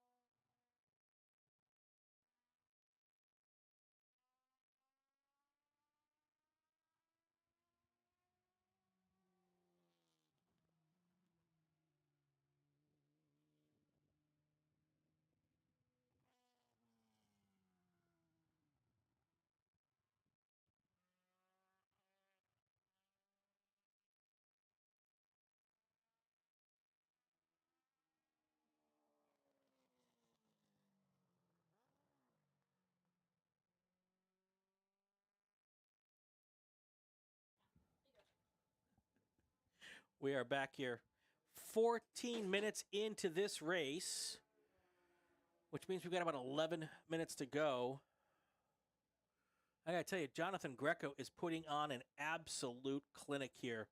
He has opened up a lead here of 9.8 seconds over Glenn McCready, just putting down good lap after good lap, about 2 seconds a lap, 1 to 2 seconds a lap faster than his competition. And Glenn McCready also doing about the same thing with Skip Rabazi. Got 3 cars that appear to be on pit lane now and done for the day. Jacob Yesnick, Tony Rivera, and Kyle Kelly. They look like they have turned their final laps of this day. They'll probably be back out here tomorrow, hopefully. Robert Kelly moves into 9th place as those cars come off the racetrack. Paul Gazin is our 1 ITE car. Haven't talked about him much, but he is out of Fallbrook, driving a Ford Mustang. So 3 different classes in this race. If you folks aren't familiar with how we do things in the SCCA, multi-class racing. We put together a bunch of cars in the same race that are somewhat similar in the way they operate. But we've got 27 classes here in the SCCA, and this weekend we've split them up amongst 7 races. So we've got 2 open-wheel races for our really fast open-wheel cars, the little mini Indy-looking cars, as I like to tell people. Hard to describe what they are, but they're essentially entry-level IndyCar type cars. And then you've got our really tiny Formula cars, which are Formula Fs, which we used to call them Formula Fords, but now there's a Honda motor in those. So we've got those 2 classes. Then we've got, well, I guess that would be 5 classes of sedan type cars. Well, 4 classes of sedan type cars. Everything from these big bore Corvettes and BMWs to the slower cars, the Mazda Miatas, and our production and B-spec cars. And then, of course, we have our 1 purpose-built spec class, sports racer type class. Looks like a little mini Can-Am car. And that would be our Spec Racer Ford, one of our most popular classes in the SCCA. Been around since the mid-1980s. Varying iterations of upgrades over the years. Started out as a Renault, now it's a Spec Racer Ford. Anyway, all those 27 classes, we split them up into 7 races today and tomorrow. And that is how we do it. In this particular race, we've got 3 classes racing, GT2, GT3, and ITE. And we are working our way towards finishing up here our racing of the day. Back at 10:30 tomorrow morning, same 7 classes, a little longer races. Hoping you can hear some of these cars come through the background. It is just a ton of fun with these cars. 12 minutes coming up on the clock here. I'm sorry, no, that's wrong. 7 minutes coming up on the clock. Driver's like, no, we don't want to go another 7 minutes. We are at 6.5 minutes to go. With 1:49, so we've got about 3 laps to go here. Maybe 4. Here comes your race leader. It is the BMW M3, Jonathan Greco. Let's see how big a lead he has now. Last time it was just under 10 seconds. This time it will be 11.3 seconds. Another 2 seconds a lap faster.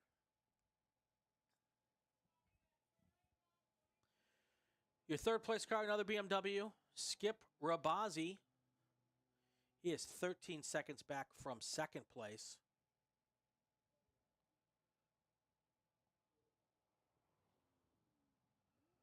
About as perfect a weather you can get here this weekend at Buttonwillow.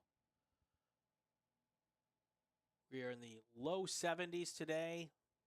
A bit of a breeze kicking up now. Most of the day it's been pretty calm. I see 1 American flag down there flapping in the wind.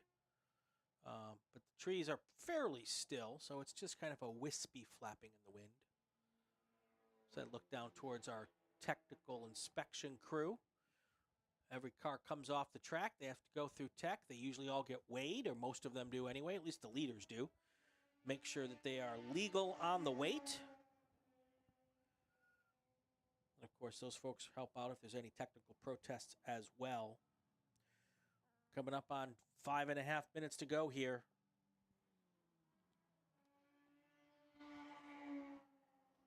You know, as impressive as the drive has been for Jonathan Greco, we have to go another 5.5 minutes because you just don't know. Sometimes you make a mistake. Sometimes the car breaks. Just never know what can happen. That's why we race all the way to the checkered flag here. Here is Jonathan Greco coming by again with about 5 to go.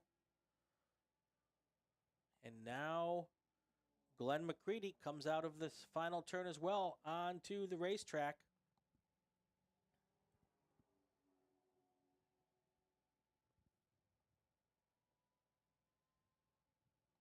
Next race here, June 1st and 2nd.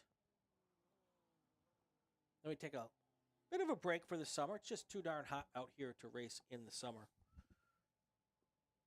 Then we come back out here for our fall races. See if I can pull that schedule up here somewhere. Yeah, I know I got it here somewhere.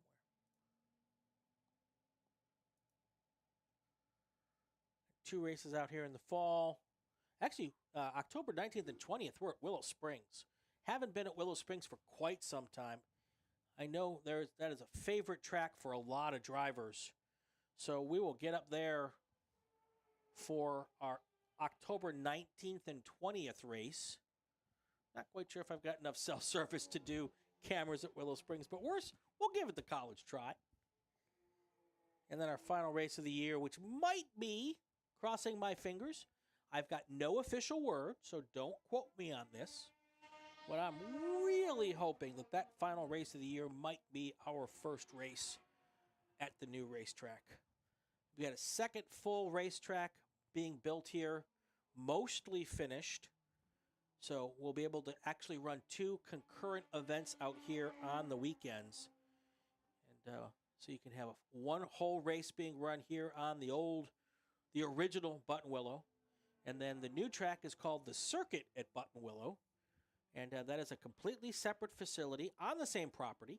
But it's going to have a completely different paddock, completely different racetrack. Should be a ton of fun. And we'll have that set up and ready to go. Hopefully crossing my fingers for that final race of the year. Don't think it'll be ready for the June race, but maybe by the October 16th, 17th race. So October 19th and 20th, we're at Willow Springs. November 16th and 17th, we're back here at Buttonwillow. Not sure which track yet. Stay tuned for news on that. Coming up on 2.5 minutes to go. Next time by, I'm pretty certain the white flag will come out. I see the starter holding it. He is just waiting for Jonathan Greco to come by. And looking at the time, he might get to do 2 more laps. And of course, the time I'm looking at is not official race time. So I'm doing my master math here, and I'm not the best at math. So, but no, I think it'll be pretty clear that the next time he comes by, he's going to get the white flag.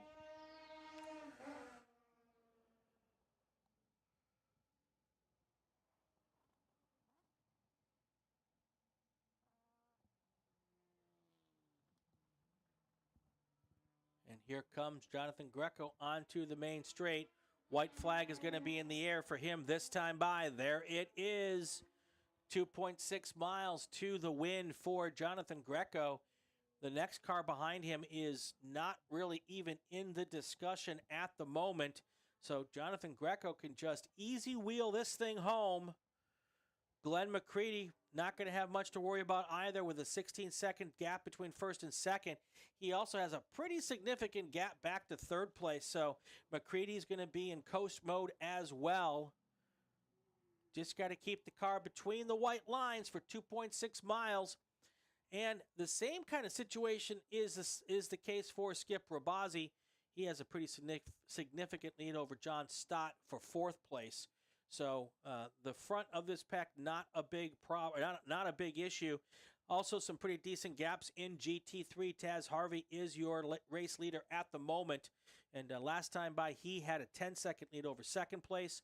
And then Chris Qualls had a 17-second lead over third place. So very similar situation in both of our big classes here for the last and final lap of this race.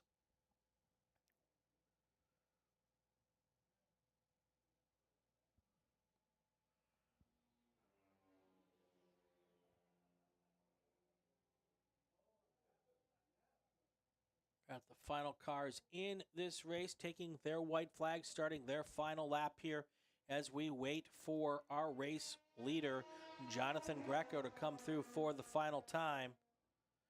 He is now, should be coming onto the front straight here in just a second. There he is, all by his lonesome. No one's going to wonder who won this race. Jonathan Greco, checkered flag is in the air. He crosses the line as our race winner. I'm going to suggest that nothing's going to change here in the final lap.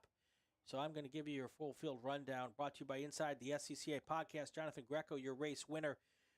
GT2 class second place in second overall, Glenn McCready. GT2 class third place, third overall, Skip Rabazi. GT3 class winner and fourth overall is going to be Taz Harvey, followed by Chris Qualls and Wolfgang Make. That's your top three in GT3. Then you've got John Stott in seventh, Robert Kelly in eighth, Paul Gasson in ninth, and that's how they were running at the finish. That's going to do it from Buttonwillow Raceway Park. I'm Brian Belansky. Tomorrow we'll be back at around 10:30, hopefully with video. If not, we'll do a radio call again. Thank you all for your patience. I hope you've enjoyed the radio calls, and we will talk to you tomorrow. That's it. You guys have yourself a great night. Drive safe, and tomorrow come back out and play with cars.